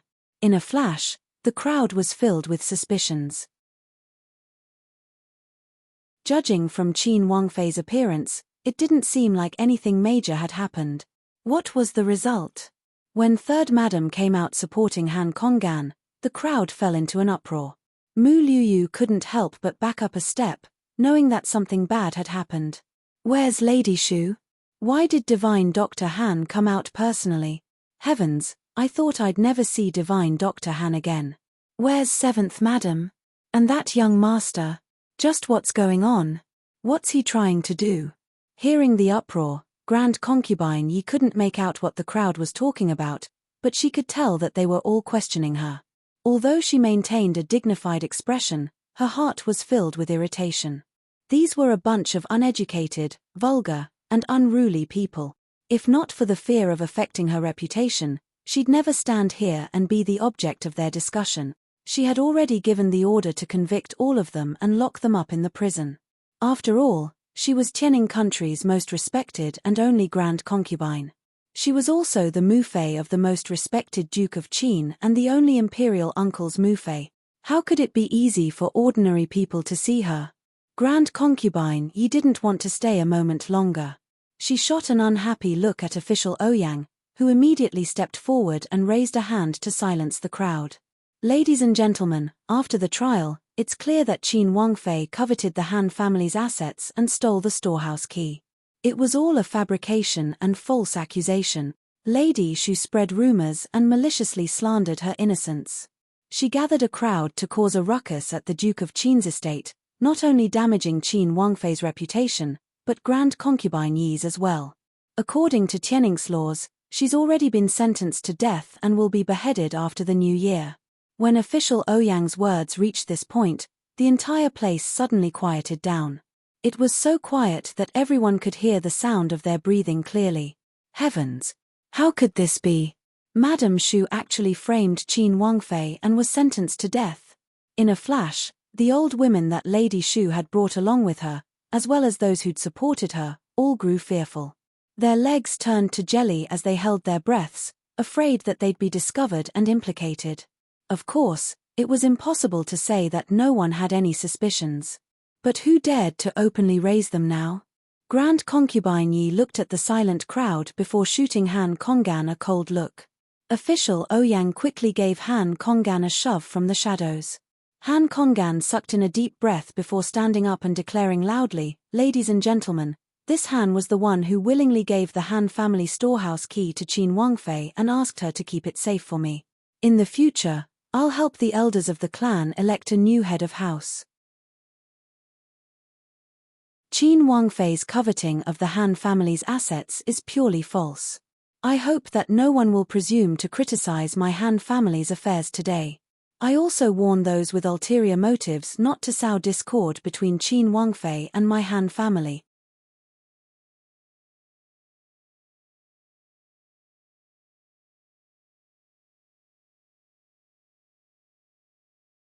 If it wasn't for the fact that everyone else was here, she'd really rush down and seal Mu Liu's mouth.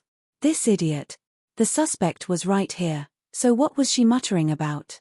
Sister-in-law, just what did you bet with Miss Liu? It's not something shameful, so tell us all. How could Murong Wanru remain silent at a time like this? That's right, it's nothing shameful. Qin Wangfei, I'll tell you, Mu Liu pressed on. Miss Liu, just what is it? Speak as you please. With me here, I won't allow anyone to act shamelessly. Grand Concubine Yi spoke up as well. Under everyone's gaze, Mu Liu felt a sense of accomplishment. As she walked over, the crowd automatically opened up a path for her. Lung looked at Mu Liu. Han Yunxi had no way to stop things from developing, so she might as well throw caution to the wind. In any case, this was the capital, Long Fei Yi's territory. It wouldn't be easy for Madame Li to escape. Before the tea leaves test results came out, she'd take this as a chance to sound out Madame Li and her daughter. Han Yunxi was looking forward to Madame Li's reaction. When Mu Liu reached the bottom of the steps, she couldn't hold back anymore. To reply Grand Concubine Yi, Qin Wangfei and I made a bet to find the true culprit who poisoned the young general within a month. If she loses, Mu Liu gave Han Yunxi a provocative look before continuing. If she loses, She'll take off her outer robes and run a lap around Xuanwu Street. 3 days from now will be the agreed date. As soon as he finished speaking, the entire place was silent at first, but very quickly, it burst into an uproar. Heavens! This bet is too much. Who proposed this bet? Isn't it too ruthless? TSK, TSK, TSK. I'm so looking forward to it. It had to be said that this bet was too shocking. Many people had forgotten what they were betting on. Han Yunxi's first reaction was to look towards Madame Li and her daughter, only to discover that Han Ruoxue was still rejoicing in their misfortune, while Madame Li was as calm and silent as ever. She didn't show any signs of shock or guilt. How could they be like this? At least give some reaction. Han Yunxi couldn't believe it. She couldn't help but wonder if she'd guessed wrong again. But in reality, Madame Li's heart was already in a state of upheaval. She assumed that Han Yunxi would be in trouble as soon as she returned and wouldn't have time to worry about Mu Qingwu's matters. Who knew that she'd make a comeback in just half a day? Who knew that Han Yunxi had a bet like this? There were only 3 days left to the bet, and the stakes were so high.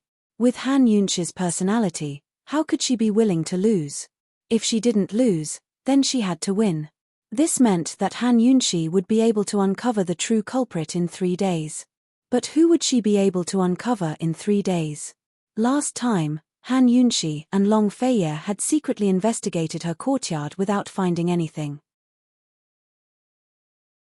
Although they'd already suspected her, they had no evidence to back up their claims. Moreover, Han Yunxi had been kidnapped for the past few days.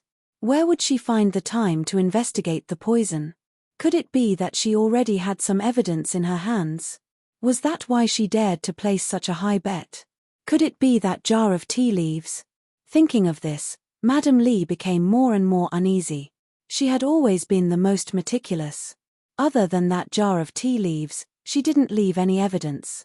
Even if Han Yunxi suspected her, she couldn't do anything to her. But that jar of tea leaves, the more Madame Li thought about it, the more anxious she became. However, she had been hiding for so many years, so she was able to remain calm and collected. Soon, she comforted herself. No matter what, nothing had happened, so she shouldn't jump to a conclusion so quickly. Moreover, her method of poisoning was very tricky. Even if that jar of poisonous tea leaves fell into Han Yunxi's hands, Han Yunxi might not be able to find out the cause. One had to know that the poisonous tea leaves that she personally made, other than her master, there shouldn't be a second person in the world who could detoxify it. Madame Li mentally prepared herself in the shortest time possible. The expression on her face became more and more calm, without the slightest flaw. The more Han Yunxi looked, the more puzzled she felt. She couldn't admit that she'd guessed wrong, but Madame Li's reaction, just what was Long Feiye doing now? Did it take that long to find a poison master to look at the report? Once they got the report, they'd have evidence to arrest the culprit. Han Yunxi, is Miss Liu Yu speaking the truth? Grand Concubine Yi's words silenced the noisy crowd and pulled Han Yunxi back to reality. Murong Wanru was close behind her. Sister-in-law, it can't be true, right? You went missing for a few days just to avoid this bet, right? Sister-in-law, although this bet is too much, a person has to keep their word. Han Yunxi was too caught up in her thoughts to see if her guess was correct that she'd forgotten about the stakes. Hearing Grand Concubine Yi and Murong Wanru's echoes, she finally realized that things were far from good. These people were too abominable. Every single one of them had bad intentions and hit her while she was down. They were waiting to see her make a fool of herself. Han Yunxi was still fuming. She hadn't even replied to Grand Concubine Yi when an unexpected person spoke up as well. Big sis, I heard Miss Liu Yu talk about this bet long ago. You're not going to go back on your word now, are you? The speaker was none other than Han Ruoxue. Han Ruoxue. This was the suspect Han Yunxi had identified, the person who'd personally given the poisoned tea leaves to Mu Liu Yu. But she wasn't guilty at all, and was even helping Mu Liu Yu.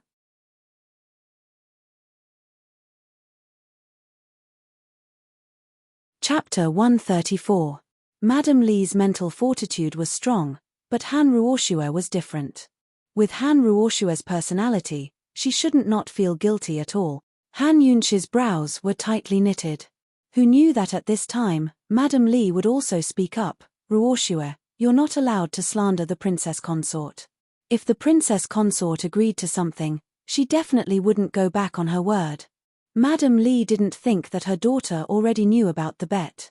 However, seeing Han Yunxi's reaction, she didn't mind adding a sentence to interfere with Han Yunxi's judgment. Without a doubt, Madame Li's words made Han Yunxi's brows knit even tighter. Damn it, was her speculation right or wrong? At this moment, everyone was staring at Han Yunxi, waiting for her answer. Madame Li was waiting for her to waver. What would Han Yunxi choose? Would she admit it, defend herself, or deny it? Suddenly, Han Yunxi looked at everyone and loudly said, "It's true. This princess consort and Miss Liu Yu really did have this agreement. Mother, and everyone present, please bear witness. No matter how dense the fog was, she still had a firm belief in her heart. She firmly believed that her speculation and judgment weren't wrong. She firmly believed that the can of tea leaves was the evidence of poison. She wasn't just betting with Mu Liu Yu, she was betting with Madame Li, and she was betting with herself. She was sick of these people's faces and couldn't wait to make them all shut up. No one thought that Han Yunxi would actually admit it like this. However, not only did Han Yunxi admit it, she raised her voice by a few decibels and said with a sonorous voice, "There's no need for 3 days. This bet will have an answer right now. There will be an answer right now." Heavens! Suddenly, there was an uproar that shook the sky. No one could believe that things would develop to this point. Mu Liu Yu was shocked and her heart began to beat wildly. How was this possible? If there was an answer right now, then why didn't Han Yunxi immediately look for her? With Han Yunxi's personality, how could she let her off so easily? No. Mu Liu Yu shook her head subconsciously. Han Yunxi must be lying. She must be scaring her on purpose. Madame Li couldn't control her heartbeat. She didn't expect that not only did Han Yunxi not get discouraged, she even became more motivated. There would be an answer now. Where would she get the answer? Finally, Li Sha felt guilty, but she didn't show it. No. She also did not believe that Han Yunxi must have been forced to make up such a lie in desperation. She was either scaring Mu Liu Yu or testing her in this way. No matter what, she could not reveal any flaws. She could not let Han Yunxi find out anything. Han Yunxi definitely didn't have the ability to detect the 10,000 snake poison in the tea leaves. Definitely not. After making up her mind, Han Yunxi finally looked Madame Li in the eye. She had completely thrown caution to the wind. In any case, there were only 3 days left. If Madame Han and her daughter weren't the culprits, then she'd have to search for new clues. 3 days wasn't enough time. Rather than letting Mu Liu Yu show off here and letting Murong Wanru and Grand Concubine Yi hit her when she was down, she might as well give it her all. Seeing Han Yunxi look over, Madame Li's heartbeat sped up again. Their eyes met and the surroundings were noisy, but there was no sound between them. The air was filled with tension. Suddenly, Murong Wanru grabbed Han Yunxi's hand and pretended to be happy. "Sister-in-law, there's a result now? So you've found the real culprit? That's great, hurry up and say it. You won't lose." These words immediately reminded Mu Liu Yu, who immediately chased after them. "If that's the case, then esteemed Wang Fei, please lay out the evidence and reveal the real culprit. We'll all listen with respectful attention and wait to see." Han Yunxi narrowed her eyes before replying without hesitation. "All right. Lock up your ears and listen carefully." Seeing her so confident, Mu Liu Yu suddenly felt a little diffident. But no matter what, she was riding a tiger and couldn't back down. She couldn't lose face even if she lost. Gritting her teeth, she replied loudly, "Speak." In the silence of the crowd, their voices were especially loud and clear. Even from a distance, they could hear them clearly. Everyone's attention was focused on Han Yunxi. They were both nervous and expectant, feeling as if the air had been stretched taut to the point of collapse. But just as Han Yunxi was about to tell them about the tea leaves, a voice suddenly cut through the crowd to land between Han Yunxi and Mu Liu Yu. This person was none other than young General Mu Qingwu. Mu Qingwu was actually here. Mu Qingwu was the victim of this case, so he should be here. Mu Liuyu immediately grabbed Mu Qingwu's arm. Brother, esteemed Wang Fei said that she's already found the real culprit. You should listen carefully and find out who did this to you. Mu Qingwu was very clear about the tea leaves. Han Yunxi thought that he must be here under orders to capture Madame Li and her daughter. Young general, about the real culprit, Han Yunxi was about to speak, but Mu Qingwu interrupted her. Esteemed Wang Fei, the real culprit's case is very important and has a great influence. It's not suitable to discuss it in public. Mu Qingwu had heard their argument from afar and was extremely anxious. That can of tea leaves didn't have any toxins, so there was no evidence. That's why the Duke of Qin hadn't made a move yet. Even if there was no evidence, Madame Li and her daughter were still very suspicious. If the tea leaves were revealed at this time, it would definitely alarm Madame Li and it would be difficult to continue the investigation. However, Han Yunxi didn't understand Mu Qingwu's words. She was angry. Could it be that this fellow was going to protect his little sister at this critical juncture? He had promised her that he would deal with this matter impartially. Mu Liuyu, on the other hand, was overjoyed. No one understood her brother better than she did. Since he'd said so, then he must be protecting Qin Wangfei. He must have yet to find the real culprit. Very good. Han Yunxi, this time you won't be able to escape even if you have wings. Brother, the real culprit's case has already been made public. There's no need to hide it anymore. It's better to give everyone an explanation so that they can be at ease. Otherwise, the capital will be in a panic and the influence will be even worse. Mu Liuyu loudly said. What do you know? Shut up.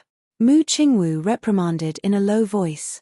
Brother, don't tell me you're going to protect esteemed Wang Fei. Although esteemed Wang Fei did save you, kindness is kindness. A bet is a bet. You can't mix the two together. Mu Liuyu was still very loud, refusing to let go. Mu Qingwu panicked and simply snapped, Don't speak nonsense. Go back. Seeing this, Han Yunxi immediately realized that something was wrong.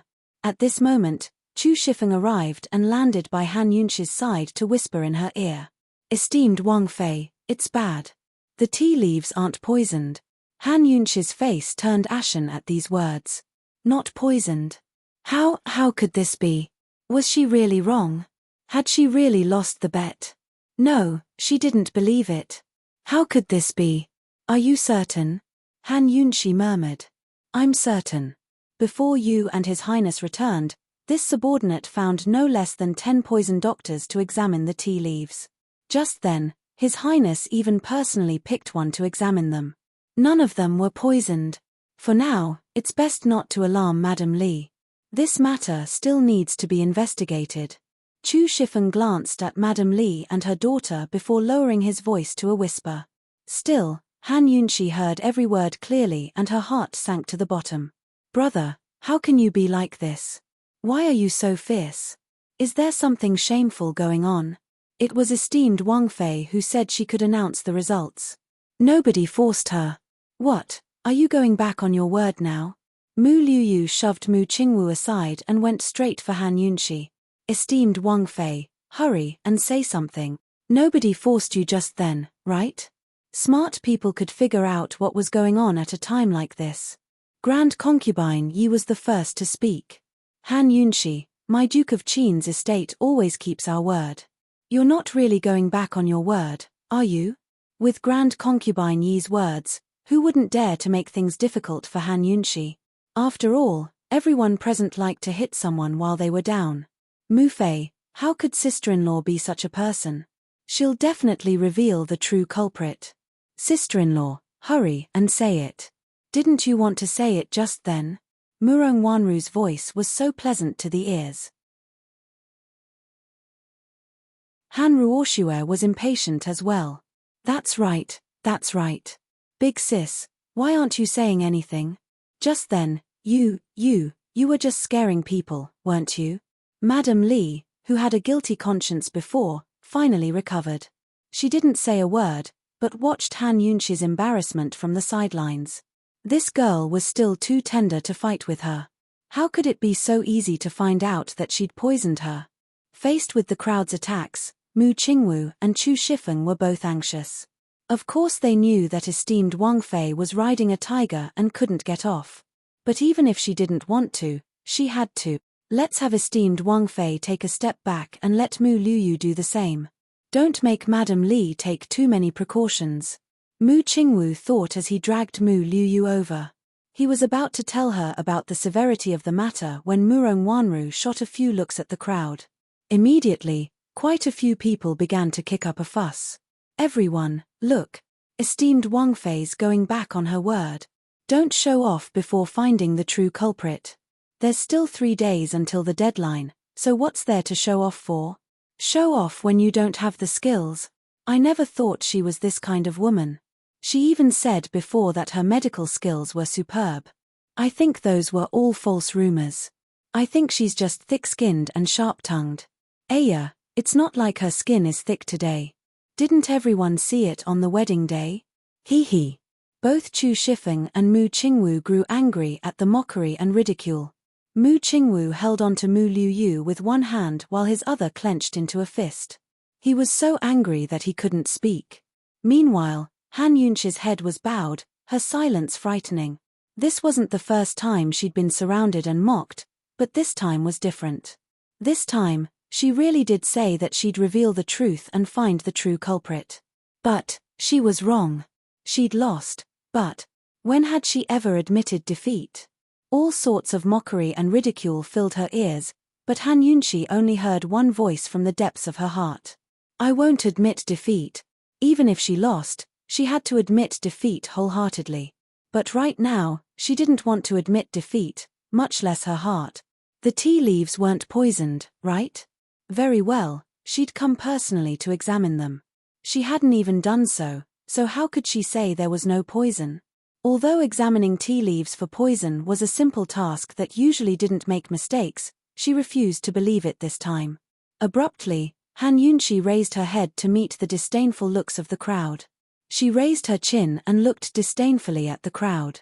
Word by word, her voice resounding, she declared, the true culprit behind the poisoning was present at the scene.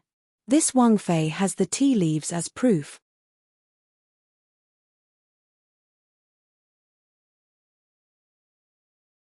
Chapter 135. Han Yunqi really didn't stop until her words shocked everyone to death. Her words silenced the crowd, including Grand Concubine Yi and the rest. Everyone was caught off guard and gaped. Han Yunqi really said it. The real culprit was here? And she even had proof. Heavens, was this for real? Madame Li's reaction was the biggest. Her face was ashen white as her palms grew sweaty. Tea leaves. Did that tin of tea leaves really fall into Han Yunqi's hands? She found the 10,000 snake poison? The real culprit. Was she the culprit? Madame Li couldn't even stand straight and fell back a few steps. At the same time, Han Yunqi looked over with a cold gaze. Right now, everyone's attention was on Han Yunqi. Seeing her look at Madame Li, the crowd followed her gaze. Madame Li's face grew even paler as she leaned against the door with nowhere to run. Han Ruoxue had no idea what was going on and quickly supported her mother. But Han Yunqi actually reached out and pointed at them. The real culprit is this mother and daughter pair. Her words were like a clap of thunder that resounded through the crowd. Too shocking. The crowd fell silent, but the crowd quickly backed away in fright. No matter whether Han Yunqi was speaking the truth or not, no one dared to put themselves in danger. After all, the culprit wasn't easy to deal with. Mu Qingwu and Chu Shifeng didn't expect Han Yunqi to identify Madame Li on the spot. Fortunately, they reacted quickly and stepped forward, one on the left and one on the right to block Madame Li's escape while protecting Han Yunqi at the same time. Everyone was stunned except for Han Ruoxue, who was panting with rage. She didn't care about etiquette and pointed at Madame Li as well. Han Yunqi, you're framing us. What right do you have to frame us without proof? When these words came out, Madame Li finally regained her senses. She calmed herself down and immediately refuted, esteemed Wang Fei, you can eat whatever you want, but you can't say whatever you want. Without any evidence, how can you frame us like this? We've always known our place and never fought over the Han family's things with you. Madame Shu and her son are already in jail. You won't even let us off. Madame Li had steeled her heart and refused to believe that Han Yunxi would be able to detect the poison in that can of tea leaves. It was impossible for her to have that kind of ability. His lord appreciated her and wanted to kidnap her for his own use. However, she and He Shou were not convinced. He Shou's dissatisfaction was written all over her face, but her dissatisfaction with Han Yunxi was deep in her bones. She did not believe that Han Yunxi, a useless person, could suddenly become a genius overnight. She did not believe that the Han family, who was not proficient in poison, could produce a poison master. She also did not believe that her 30 years of hard work could not compare to a girl who was not even 20 years old.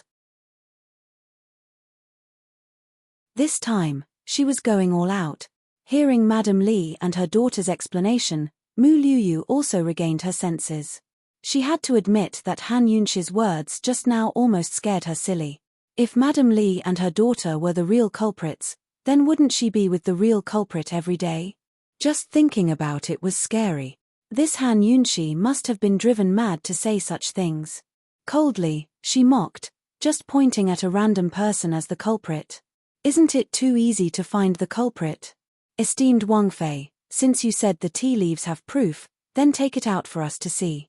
But Han Yunxi immediately ordered, Chu Shifeng, go bring Bilu here and that can of tea leaves as well. This Wang Fei wants to test it for poison right here. This, Chu Shifeng didn't know what to do. Although he didn't understand poisons, he still had common sense. It was difficult to detect poisons in the human body, but not in the human body. It was much easier to find out if there was poison in the body. Even if the dosage was very small, as long as there was poison, it was usually easy to detect. Moreover, if there was poison in that big can of tea leaves, then there would be a lot of it. So many poison doctors had all come to the same conclusion: there was no poison. If esteemed Wang Fei wanted to test for poison in front of everyone, wasn't she digging her own grave? It'd be even more humiliating if they found out there was no poison. Chu Shifeng felt conflicted and still wanted to coax her, but Han Yunxi suddenly said sternly, "Why aren't you going yet?" Chu Shifeng gave a start at the sight of her sharp, knife-like gaze. He didn't dare to say a word, but braced himself and left. By now, the skies had darkened and more spectators had gathered around. Even many influential officials had heard the news and rushed over to mingle with the crowd. Crown Prince Long Tianmo had also left the palace in plain clothes to hide in the crowd. The news had long spread like wildfire throughout the city. Everyone inside and outside the palace knew about it. While they waited, everyone kept quiet and didn't dare to speak. Mu Qingwu and a few guards surrounded Madame Li and her daughter in case anything unexpected happened. When Chu Shifeng really did bring in the tea servant Bilu and the tea leaves, the crowd grew even quieter. Unexpectedly, Han Yunxi's tea leaves really did exist. Everyone exchanged glances and didn't dare to talk. It didn't seem like she was making things up, but that depended on whether the tea leaves were poisoned or not. While everyone was waiting to see what would happen, two people were stunned. Han Ruoxue and Mu Liuyu recognized Bilu as soon as they saw her. Then they saw the canister of tea leaves, which Han Ruoxue had planned to give to Mu Liuyu but forgot to do the same. Madame Li had personally handled the packaging and sealing of the canister, so Han Ruoxue was very familiar with it. How did Han Yunxi find Bilu and the canister of tea leaves? Could it be that she was telling the truth? Han Ruoxue looked uneasily towards Mu Liuyu, while Mu Liuyu looked back uneasily. In a flash, the two of them grew weaker. Han Yunxi took in everyone's reactions. Although she was only relying on her stubbornness and willfulness to check the tea leaves, she wasn't sure whether they were poisoned or not. But since she'd chosen to fight to the end, she had to be calm and unruffled. Even if she lost, she couldn't lose her momentum. She stepped forward naturally and gracefully, her cold gaze sweeping over the crowd. Even Grand Concubine Yi and the rest felt a strange sense of inferiority. She'd never felt this way before the Empress Dowager. She pursed her lips and wanted to say something, but couldn't find the words. Han Yunxi withdrew her gaze and spoke up. "Everyone, this is the tea servant Bilu from the Celestial Fragrance Tea Shop. She's a witness, while this canister of tea leaves is evidence of 10,000 snake poison. What's going on? Mu Liuyu immediately retorted, are these the witnesses and evidence you mentioned? On what basis? Han Yunshi didn't reply, but signaled for Bilu to step forward with a look. This commoner is the tea servant Bilu from the Celestial Fragrance Tea Shop, Miss Liuyue's personal tea servant.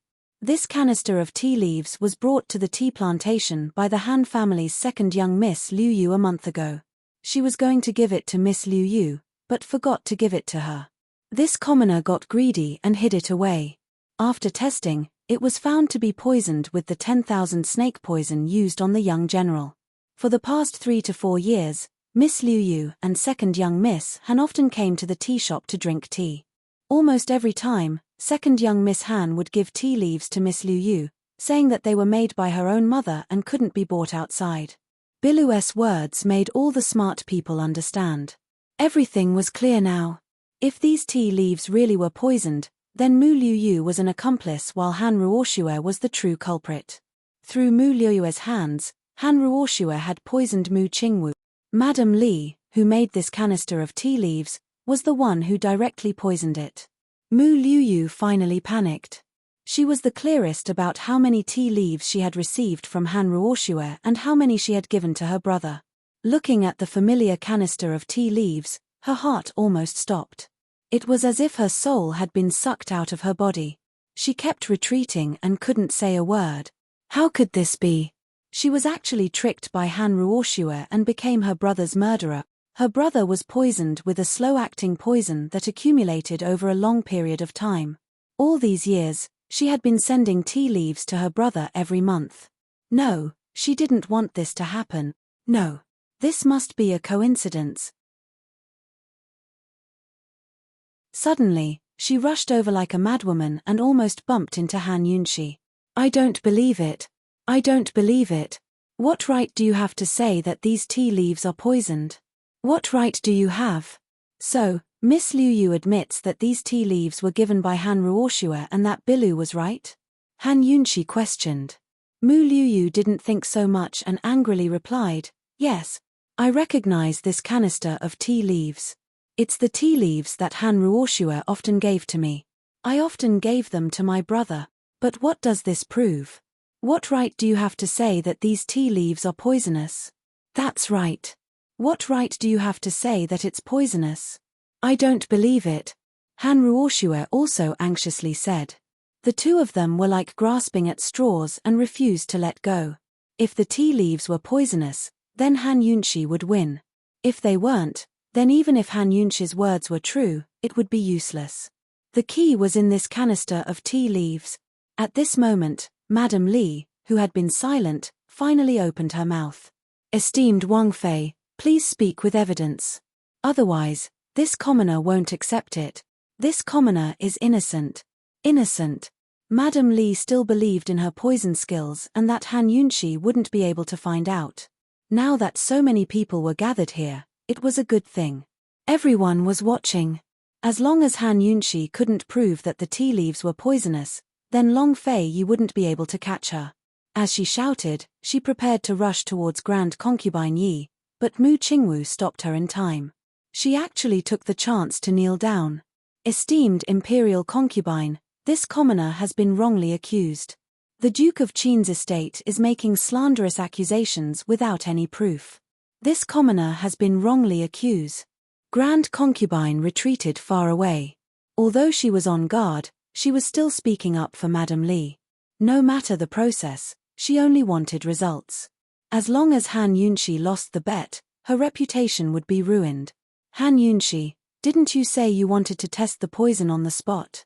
Madame Li won't accept it, so I'm sure many of the people here won't either. Why don't you try it for everyone to see? Grand Concubine Yi said coldly. In other words, Madame Li admits that she was the one who processed and packaged the tea leaves. Han Yunshi had to make sure. Madame Li didn't deny it, so she openly admitted it. Yes. Very good. Han Yunshi's voice was very loud. However, no one knew that at this moment, she secretly took a deep breath. Only she knew that her detox system hadn't given her any warnings when she received the tea leaves. There were two possibilities. First, there was simply too little tea leaves, making it impossible for a regular poison doctor to detect it. Then her detox system would have to do a deeper scan. The other possibility was that there really wasn't any poison in the tea leaves.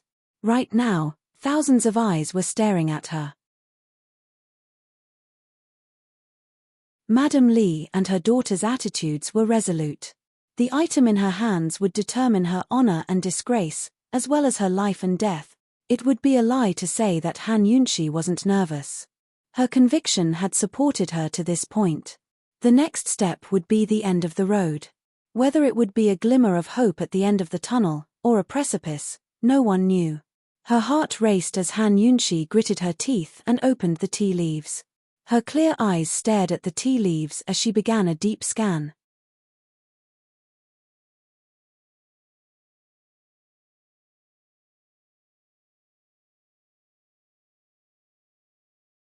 In the understanding of most people, making tea to test for poison was nothing more than finding someone to drink tea to test the poison. This was a very simple method.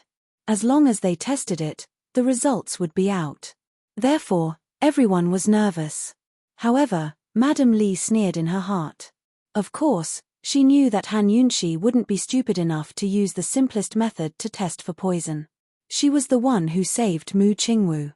She should know that once the 10,000 snake poison entered the human body, it would not erupt without several years of accumulation. She thought that Han Yunxi might have used some kind of secret weapon to make the tea. It was a very powerful poison testing needle, poison testing stone, or something like that. If the poison did not enter the human body, even if it was only a tiny amount, it could still be detected by those poison testing tools. However, the poison she used was different. Even the most powerful poison testing stone in the world would not be able to detect the 10,000 snake poison she used. A trace of disdain appeared on Madame Li's lips as she waited patiently. Soon, the attendant brought hot water and a tea tray. However, who knew that Han Yunxi would say, "I don't want a teacup. Bring a big bowl." Big bowl?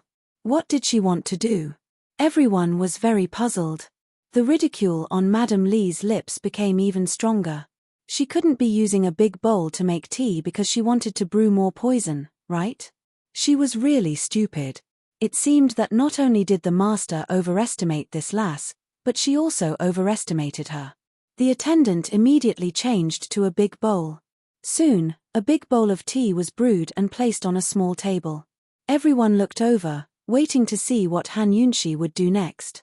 Would she find someone to drink tea to test the poison, or would she take out some poison testing stone to test it? However, who knew that Han Yunxi would say again, "Someone, catch a goldfish. I want it alive." She didn't need anyone or any poison testing tools, but she actually used a goldfish. However, the principle of testing for poison was the same. Madame Li was still unperturbed. A goldfish's resistance was much lower than a human's, but so what? Han Yunxi would still be disappointed. Soon, the attendant immediately brought a goldfish that was alive and kicking. Everyone had been waiting for a long time and couldn't wait to see the results. Han Yunxi took the goldfish and walked to the front of the tea. Once again, she took a deep breath. She knew that everyone was very nervous at this moment, but she was more nervous than anyone else. Whether or not the records in the ancient texts were true or false, whether or not it had any effect, and what her fate would be, all depended on this one action. Once she put the fish in, everything would be decided. Perhaps it was because the fish was struggling too hard, or because her hands were trembling, but she couldn't control herself. She lowered her hand and steeled her heart to place the fish in the tea. In a flash, countless gazes gathered on her. Han Yunxi looked down as well and saw the fish scurrying about as soon as it entered the water. At the same time, she saw her own reflection in the tea, her pale face pale. The fish was swimming. Would it be poisoned? Would it die? Everyone couldn't take their eyes off her. Even Mu Qingwu and Chu Shifeng forgot to guard against Madame Li as they looked over nervously. Grand Concubine Yi had drawn close to stare as well.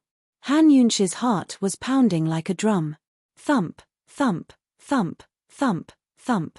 As the fish swam, Her heart beat faster and faster until it was hard to breathe. Time passed bit by bit. Sometimes the fish swam, sometimes it stopped. Everything was normal. Madame Li's lips drew up into a mocking smile. Esteemed Wang Fei, how long are you going to examine it until you're done? I reckon it'll take until daybreak. Hee hee. Mu Liuyu laughed as well. It had been so long. If there was poison, the goldfish would have died long ago. The tea wasn't poisonous at all, so Han Yunxi had lied too much. Aya, this is tea. If you examine it until daybreak, the goldfish might not survive, Han Shui said with relief. Han Ruoxue also felt relieved and reminded him with a smile. After all, tea was not clear water. The goldfish could only survive in the tea for 4 to 6 hours before dying naturally. Han Yunxi gritted her teeth and ignored them, keeping her eyes on the goldfish. She didn't even realize that her forehead had long been covered in sweat. It had been half the time it took to brew a cup of tea, but the goldfish was still alive. Could it be that the ancient records were fake? Was she destined to fall into the hands of these women today? Han Yunxi, you should announce the results of the examination. Grand Concubine Yi reminded coldly. She couldn't wait to see Han Yunxi honor her bet. Han Yunxi kept her head bowed and didn't reply. Mu Liuyu giggled. Aya, it's just a bet. If you agree to bet, you have to accept your loss. There's no meaning in dragging it out like this. Han Yunxi, do you hear me? I'm ordering you. Grand Concubine Yi said sternly. She didn't want to waste any more time. The goldfish swam happily in the tea. Han Yunxi stared and stared until she finally closed her eyes and slowly, very slowly, lifted her head. Seeing this, the crowd rejoiced in her misfortune and mocked her. But, suddenly, Chu Shifeng cried out, there's a situation. Esteemed Wang Fei, look, there's a situation. A situation? Han Yunxi's eyes flew open and she lowered her head to see. The goldfish was still swimming, but it seemed to have lost its balance. Multiple times, it tilted to one side. Without a doubt, this was a sign that its stomach was about to flip. Han Yunxi's heart pounded uncontrollably as if it was going to jump out of her chest. There's a chance. There's a chance. She clutched at her chest in agitation, not daring to blink as she stared fixedly at the goldfish. At the same time, the crowd was stunned as well. They all looked over again, including the self-confident Madame Li. She looked in disbelief and shook her head. How could this be? She didn't believe it. She didn't believe it. The goldfish wouldn't die, it wouldn't. However, very soon, the goldfish stopped swimming.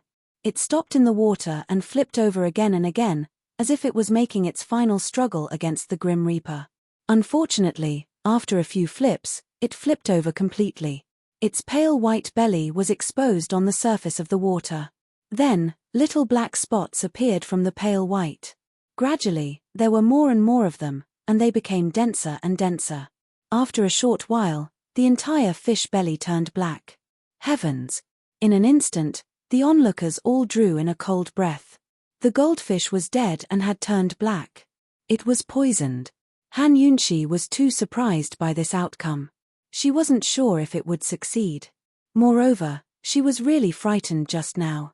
At this moment, her heart was still pounding wildly and she couldn't calm down for a long time. Of course, she wouldn't forget about the proper business. Once the poison was revealed, it was very easy to test what kind of poison it was. She hurriedly took out a golden needle and collected the blood stains on the fish's stomach. Who can test what kind of poison this is? Han Yunxi asked loudly. Someone from the crowd immediately responded, I'll do it. An elderly man walked up and seriously looked at the goldfish stomach. He then used his finger to touch the poisonous blood. After smelling it, he said with certainty, this is snake poison. When multiple snake poisons are mixed together, it's known as the 10,000 snake poison. There were really experts among the people. Han Yunxi was overjoyed. I believe everyone has seen it clearly. This tea is poisonous. It's the 10,000 snake poison that the young general was poisoned with. Once this was said, the crowd slowly recovered from their shock and immediately started discussing.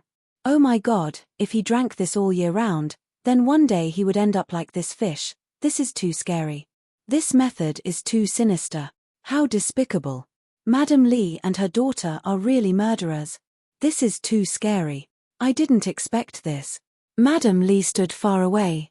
She was confident in her poison skills, but she never thought that a mere goldfish would be able to break her poison skills.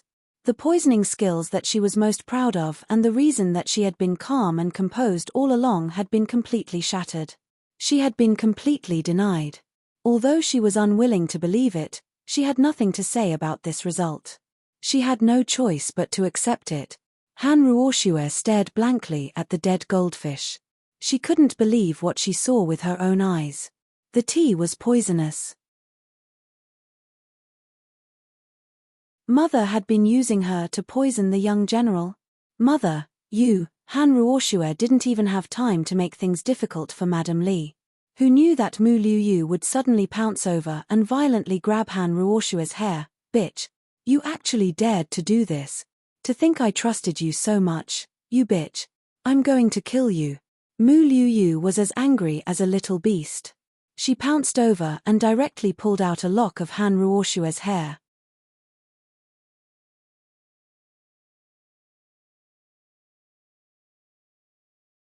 Chapter 137. I don't know anything. Sob. Mother, why did you do this? It was all my mother who told me to deliver the tea leaves. I don't know a thing. Let me go, no. Sob. Mother, why did you do this? Why? Han Ruoxue didn't dare to fight back, but kept dodging as she wailed like a child. Mu Liuyu was like a shrew as she tugged at Han Ruoxue's clothes, pinching and beating her. The people around them all backed away, but in the midst of the chaos, Madam Li suddenly dodged Mu Qingwu and Chu Shifeng to claw at Grand Concubine Yi. Grand Concubine Yi screamed as Mu Qingwu and Chu Shifeng rushed over, but it was too late. Madam Li was only a step away from Grand Concubine Yi, but her claws were already on her neck. Her nails dug in, ready to end Grand Concubine Yi's life at any moment. Grand Concubine Yi was so scared that her face turned white, her eyes wide as her entire body trembled. She didn't dare to move. All of you get out of the way, or else I'll kill her right now, Madam Li said coldly. So what if Han Yunxi found her? It wasn't that easy to catch her. Mu Qingwu and Chu Shifeng weren't willing to give up. They both gripped their swords, neither advancing nor retreating. At the same time, the guards lying in ambush appeared to surround them. All of you, back off, Madam Li said coldly as she increased the strength of her hands. Back off. Back off. All of you, back off. Grand Concubine Yi shouted in fright. This was too frightening. If she wasn't careful, she'd be killed. Nobody expected this to happen. Chu Shifeng and Mu Qingwu had no choice but to back off. Not only the guards, but even Han Yunxi and the rest of the onlookers backed off. Only Han Ruoxue stood there in a daze, staring at her mother in disbelief. Mu Qingwu's sword rested against her neck. Madam Li, release Grand Concubine Yi, or else your daughter. However, before Mu Qingwu could finish his threat, Lisha sneered, do whatever you want. Han Ruoxue was nothing more than a daughter she'd adopted to appease Han Konggan. She wasn't her biological daughter. She'd been hiding in Tianing country for so many years, carrying the heavy responsibility entrusted to her by her master. To her, children were nothing more than burdens. To her, Han Ruoxue was just a tool. She didn't matter. Han Ruoxue couldn't believe her ears and immediately burst into tears. Madam Li continued to speak coldly, everyone, step back. At his words, the cowardly Grand Concubine Yi immediately cried out in a sobbing voice, retreat. Do as she says. All of you, back off. Mu Qingwu and Chu Shifeng exchanged glances, both sullen to death. Still, they had no choice but to keep backing away. Seeing everyone back off, Madam Li's eyes flashed sinisterly.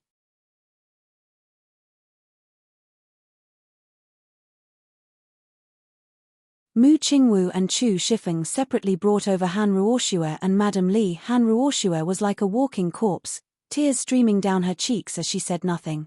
Meanwhile, Madam Li was glaring at Long Fei Yi with eyes that seemed to be dripping with poison. Long Fei Yi again. This guy had killed so many of her subordinates.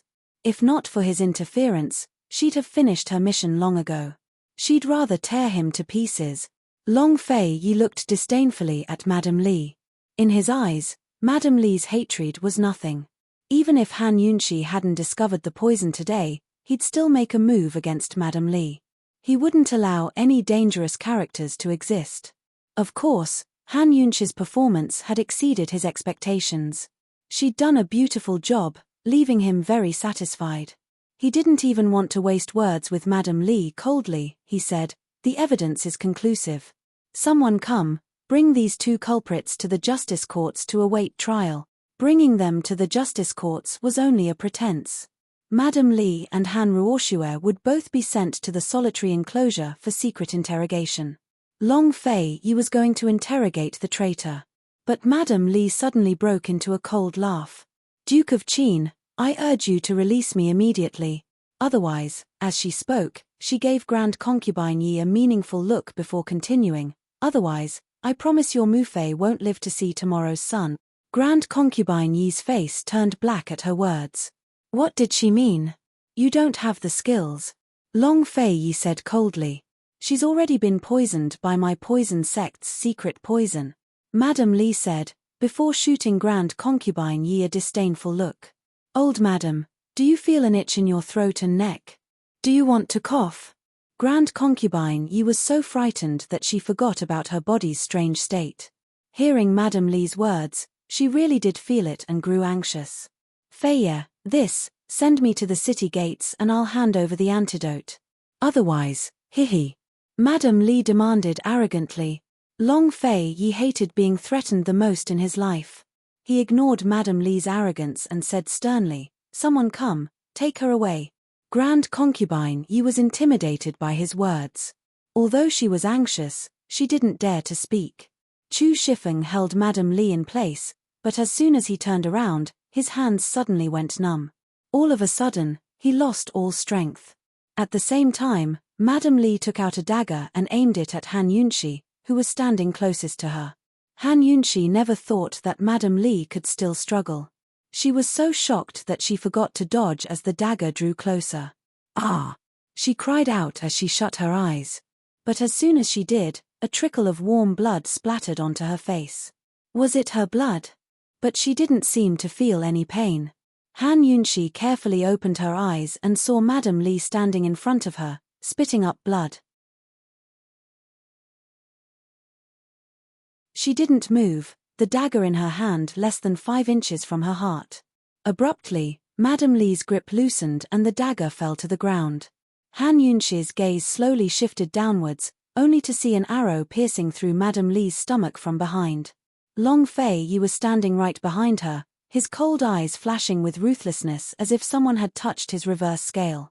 His rage soared to the skies. Han Yunxi was too shocked. Madame Li was the leader of the Northern Li spies. If they interrogated her, they'd definitely find out a lot. She never expected Long Fei Yi to kill Madame Li. Was it because it was too dangerous and he made the choice in a moment of desperation, or because he was angry? But what was he angry about? Madame Li slowly turned around and looked at Long Fei Yi in disbelief. Your lordship won't even give you a chance to commit suicide." Long Fei Yi replied arrogantly. After dealing with Madame Li, the other spies would be like a sheet of loose sand. How could he not handle them? Madame Li spat out another mouthful of blood before laughing out loud. "Good, very good. You're worthy of being Tianning's Duke of Qin, worthy of being Qin Wangfei. Everyone knows that Tianning has the Duke of Qin, but not Emperor Tianhui. They only know that Qin Wangfei knows how to treat poisons, but they don't know that the true experts are those who know how to treat poisons. Ha ha ha." As she laughed and laughed, she collapsed to the ground and breathed her last. Meanwhile, the entire scene was silent. Madame Li's words were still ringing in everyone's ears. Long Fei Yi's face was cold and gloomy. Many of the nobles in the crowd wore unsightly expressions. Crown Prince Long Tianmo's face had even turned black. Madame Li's words had raised the Duke of Qin to the skies and trampled Emperor Tianhui to the ground. If those words reached Emperor Tianhui's ears, what would happen? Very soon, Grand Concubine Yi broke the silence. This shrew spoke nonsense. She actually dared to sow discord between the Duke of Qin and His Majesty. It's too easy for her to die like this. Although she was dissatisfied with both the Empress Dowager and Emperor Tianhui in her heart and believed that the position of Emperor of the 9 and 5 should belong to her son, the winner was king and the loser was in the wrong. Everything was set in stone now. Emperor Tianhui was on guard against the Duke of Qin to begin with, but he couldn't stand such provocations. This matter was so serious that Grand Concubine Yi even forgot about the poison in her body. Still, Long Fei Yi only disdained Grand Concubine Yi's smoothing over the situation. His lips curved into a sneer that no one noticed as he ordered people to send Madame Li's corpse and Han Ruoxue away.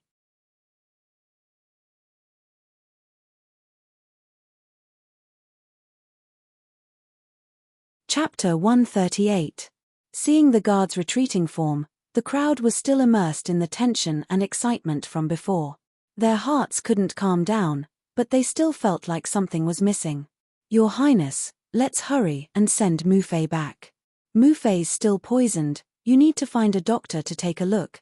Murong Wanru was very anxious. But these words made Han Yunxi feel awkward. She was clearly a poison doctor, but was Murong Wanru treating her like air? But Grand Concubine Yi actually nodded as well. Feiye, let's go back. Hurry and find Mu Fei a powerful poison doctor. Mu Fei's throat hurts. Long Fei Yi didn't reply, but supported Grand Concubine Yi to leave. Han Yunxi cold looked on. She didn't mind Grand Concubine Yi and Murong Wanru, but seeing Long Fei Yi's retreating form made her feel like an outsider from head to toe. An indescribable sense of loss crept into her heart. All right, they'd always been a family. She was an outsider. When Madame Li poisoned her, her detox system hadn't alerted her. Either Madame Li was tricking people, or the poison really was a secret. If it was a secret poison, Han Yunxi would like to see what kind of powerful poison Dr. Grand Concubine Yi could find in the capital to treat her. Grand Concubine Yi, Murong Wanru, you've thrown rocks at me when I'm down because of the Han family matters and the bet. You better not beg me for help one day. Just as Han Yunxi was about to send them off with narrowed eyes, Long Fei Yi suddenly turned his head and asked cold, Han Yunxi, you're still not leaving? Han Yunxi's heart gave a lurch. What a familiar phrase. He'd only said it to her once, when they went to pay respects to the Empress Dowager. But for some reason, she felt like it was extremely familiar, like she hadn't been abandoned. Han Yunxi gave a start before she suddenly laughed. Your Highness, Chunxie still has a bet to take care of. I can't leave for now. As soon as she said this, Mu Liuyu, who had been staring blankly at Long Fei Yi, suddenly woke up and looked at Han Yunxi. A bet. That's right, there was still the bet. Everyone who wanted more finally remembered that there was still the bet. They had all been frightened by Mrs. Li and had forgotten about it. No wonder they felt that something was missing. Han Yunxi admitted that she was a bad person. Mu Liuyu, an eye for an eye. Since you are heartless to me, don't blame me for being unjust to you. Afraid that Long Fei Yi would leave, Han Yunxi hurriedly added, Your Highness, Miss Liuyu made a bet with Chunxie. If she loses, she has to honor the bet. Your Highness, let's go back.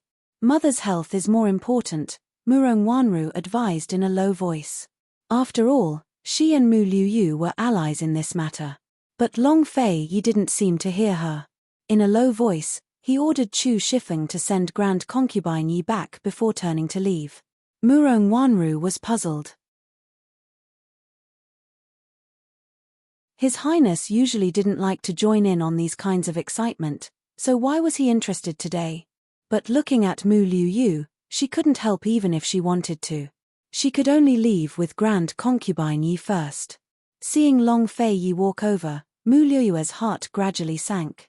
She felt unwell all over. In the past, she dearly wished to see this man again, even if it was just for a second longer.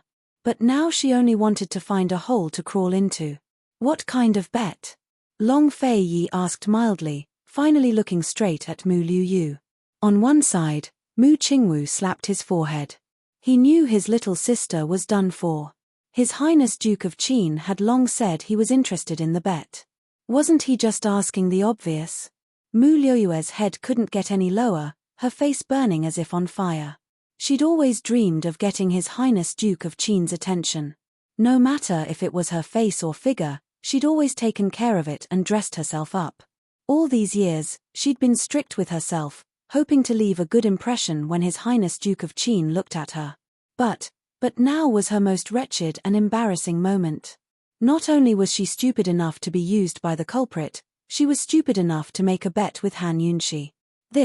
Let her vomit blood and die. How could she be so useless and stupid? She'd lost all face. Heavens, what would His Highness Duke of Qin think of her? We bet on whether Chunxie could uncover the culprit behind the poison within a month. There's still 3 days until the deadline.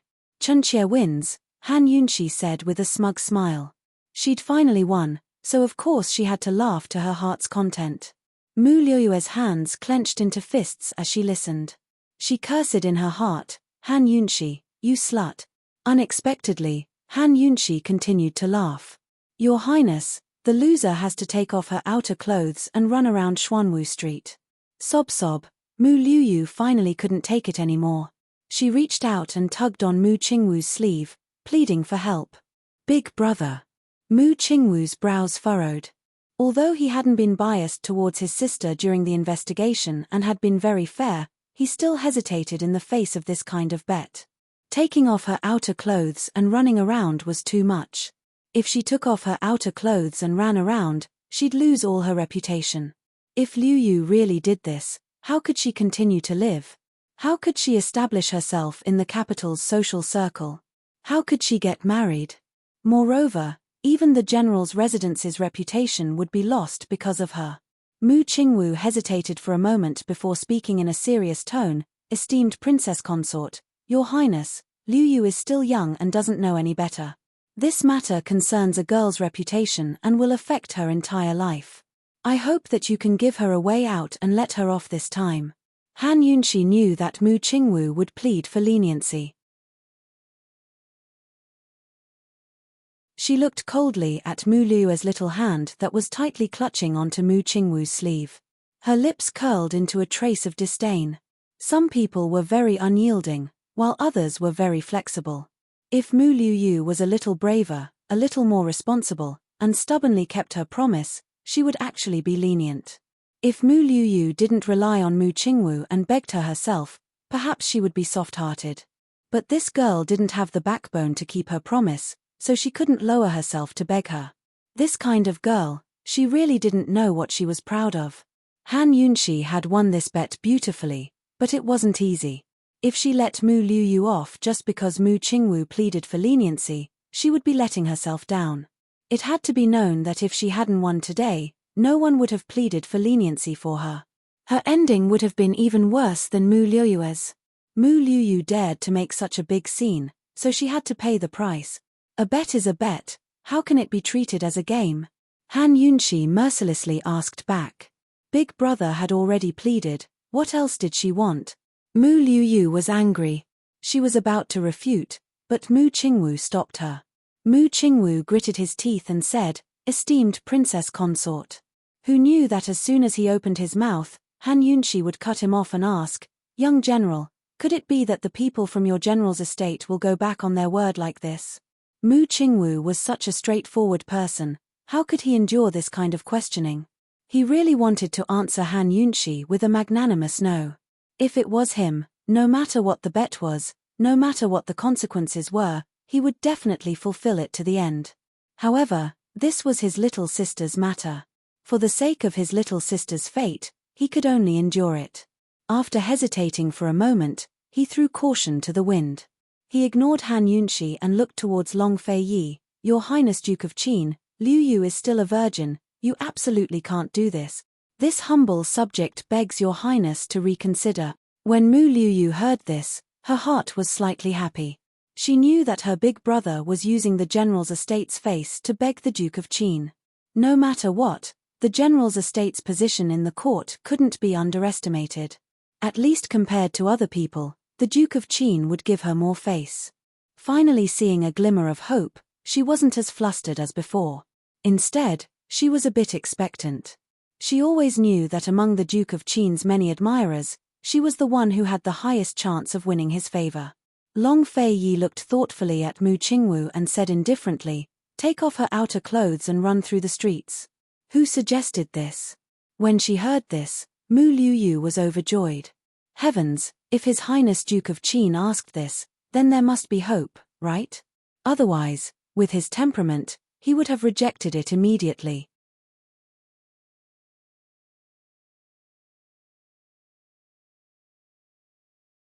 Fortunately, 7th Madam's injuries weren't serious, just a light concussion. Han Yunxi personally escorted 7th Madam and little Ye back to the Han estate and took care of a few matters there. She hadn't slept all night and was planning to rest when someone from the Duke of Qin's estate arrived, saying that Murong Wanru was urgently looking for her. If Murong Wanru was looking for her at this time, then Grand Concubine Yi must really have been poisoned. Moreover, the poison doctors couldn't cure her. Han Yunxi was amused.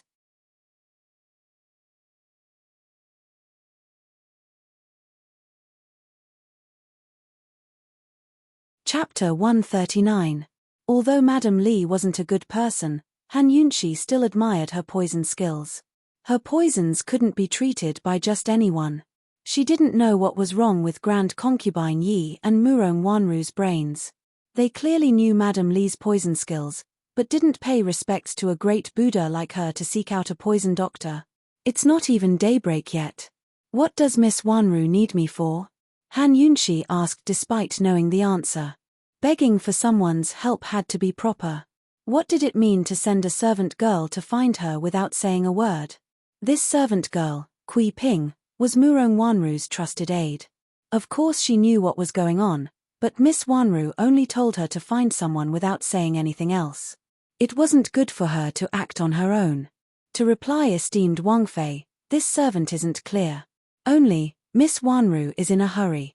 It must be something important that can't be delayed. The sedan chair is waiting outside, so let's hurry. Kui Ping was very smart. Han Yunxi only smiled. What kind of important matter could she have? Go back and tell her that I have a pile of urgent matters to take care of and can't leave. I'll go over later. Hearing this, Kui Ping grew anxious. Esteemed Wang Fei, Miss must have something urgent. Let's go back to the estate first. Of course Miss Wanru didn't have anything important, but Grand Concubine Yi did. Last night, esteemed Imperial Concubine had coughed non-stop as soon as she returned home. She'd found no less than 10 poison doctors, but none of them could find any poison. She'd found a few Imperial physicians as well, but all of them insisted that the coughing was caused by poison. It made her so anxious that she wanted to kill someone. Grand Concubine was the one who feared illness the most. Even a small cold was enough to make her temper explode, to say nothing of such a serious matter. All of the poison doctors and Imperial physicians were cursed until they knelt on the ground. Even Miss Wanru wasn't spared.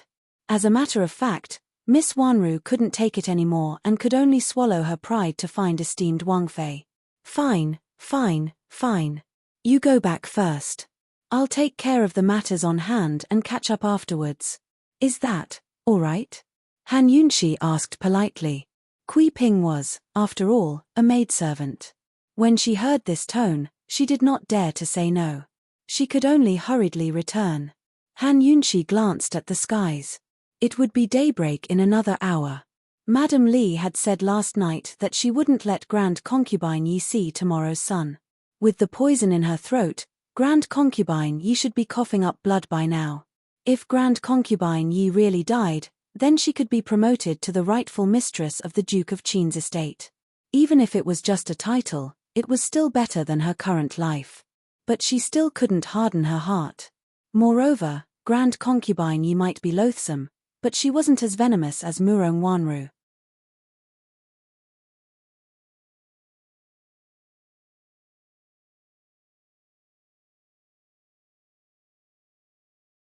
I'll do the needles right away. Han Yunxi pretended to be anxious. As soon as Grand Concubine Yi lay down, she took out her needles and carefully searched for acupuncture points on her neck. She even recited the prescription for the poison doctor. She was racing against time and doing her best. No one would suspect that she was faking it. Actually, as long as she used the needles, She could suppress the poison's flare-up and buy at least 3 days of time. But how could she not use this chance to play with Murong Wanru properly? If she wanted to get rid of Murong Wanru under the same roof, she had to win over Grand Concubine Yi's heart. After confirming the prescription, the poison doctor split up to get the medicine and boil it as fast as possible. It was a long time before Han Yunxi finished with the needles. She exhaled and sat down on one side. By now, the eastern skies had already turned the color of a fish's belly. It was almost daybreak. Grand Concubine Yi lay on the bed, her entire body stiff. She didn't dare to move. Mu Fei, does your throat still itch? Han Yunxi asked with concern. No, it doesn't itch as much. Yunxi, say, do you think we'll make it in time? Grand Concubine Yi was very nervous. Han Yunxi deliberately sighed. If I'd known earlier, then, speaking up to hear, she quickly changed the topic to comfort her. Mu Fei, the heavens help the worthy. You'll definitely be fine, definitely. Any words of comfort were pale and powerless in the face of life. Grand Concubine Yi's eyes turned red as her mind turned blank. She only hoped that the poison doctor would hurry up and deliver the medicine. She didn't speak, but grabbed Han Yunxi's hand and held it tightly, as if hoping that Han Yunxi could give her some strength. Han Yunxi hesitated before reaching out with her other hand. Mu Fei, don't worry. Tell me as soon as your throat itches. Grand Concubine Yi nodded, her nerves stretched taut as she focused on her throat. The waiting time was so long. Suddenly, a flurry of footsteps came from outside. It's here. Grand Concubine Yi rejoiced. As expected, a poison doctor personally carried in a steaming bowl of medicine. Esteemed Imperial Concubine, this was brewed according to esteemed Wang Fei's prescription. The medicine was here, but her throat hadn't even itched yet. There was still time. She was saved. Grand Concubine Yi was so moved that she sat up on her own. Han Yunxi took the medicine and fed her mouthful by mouthful without stopping until she finished the last mouthful. She exhaled in agitation. Yunxi, will you be fine after drinking the medicine? Even the emperor feared death, to say nothing of an old lady like Grand Concubine Yi. Han Yunxi was used to such fears and nodded. Congratulations, Mu Fei. Now there's no need to worry about your life. But it'll take a while for the medicine to take effect. I'll help you take out the needles later.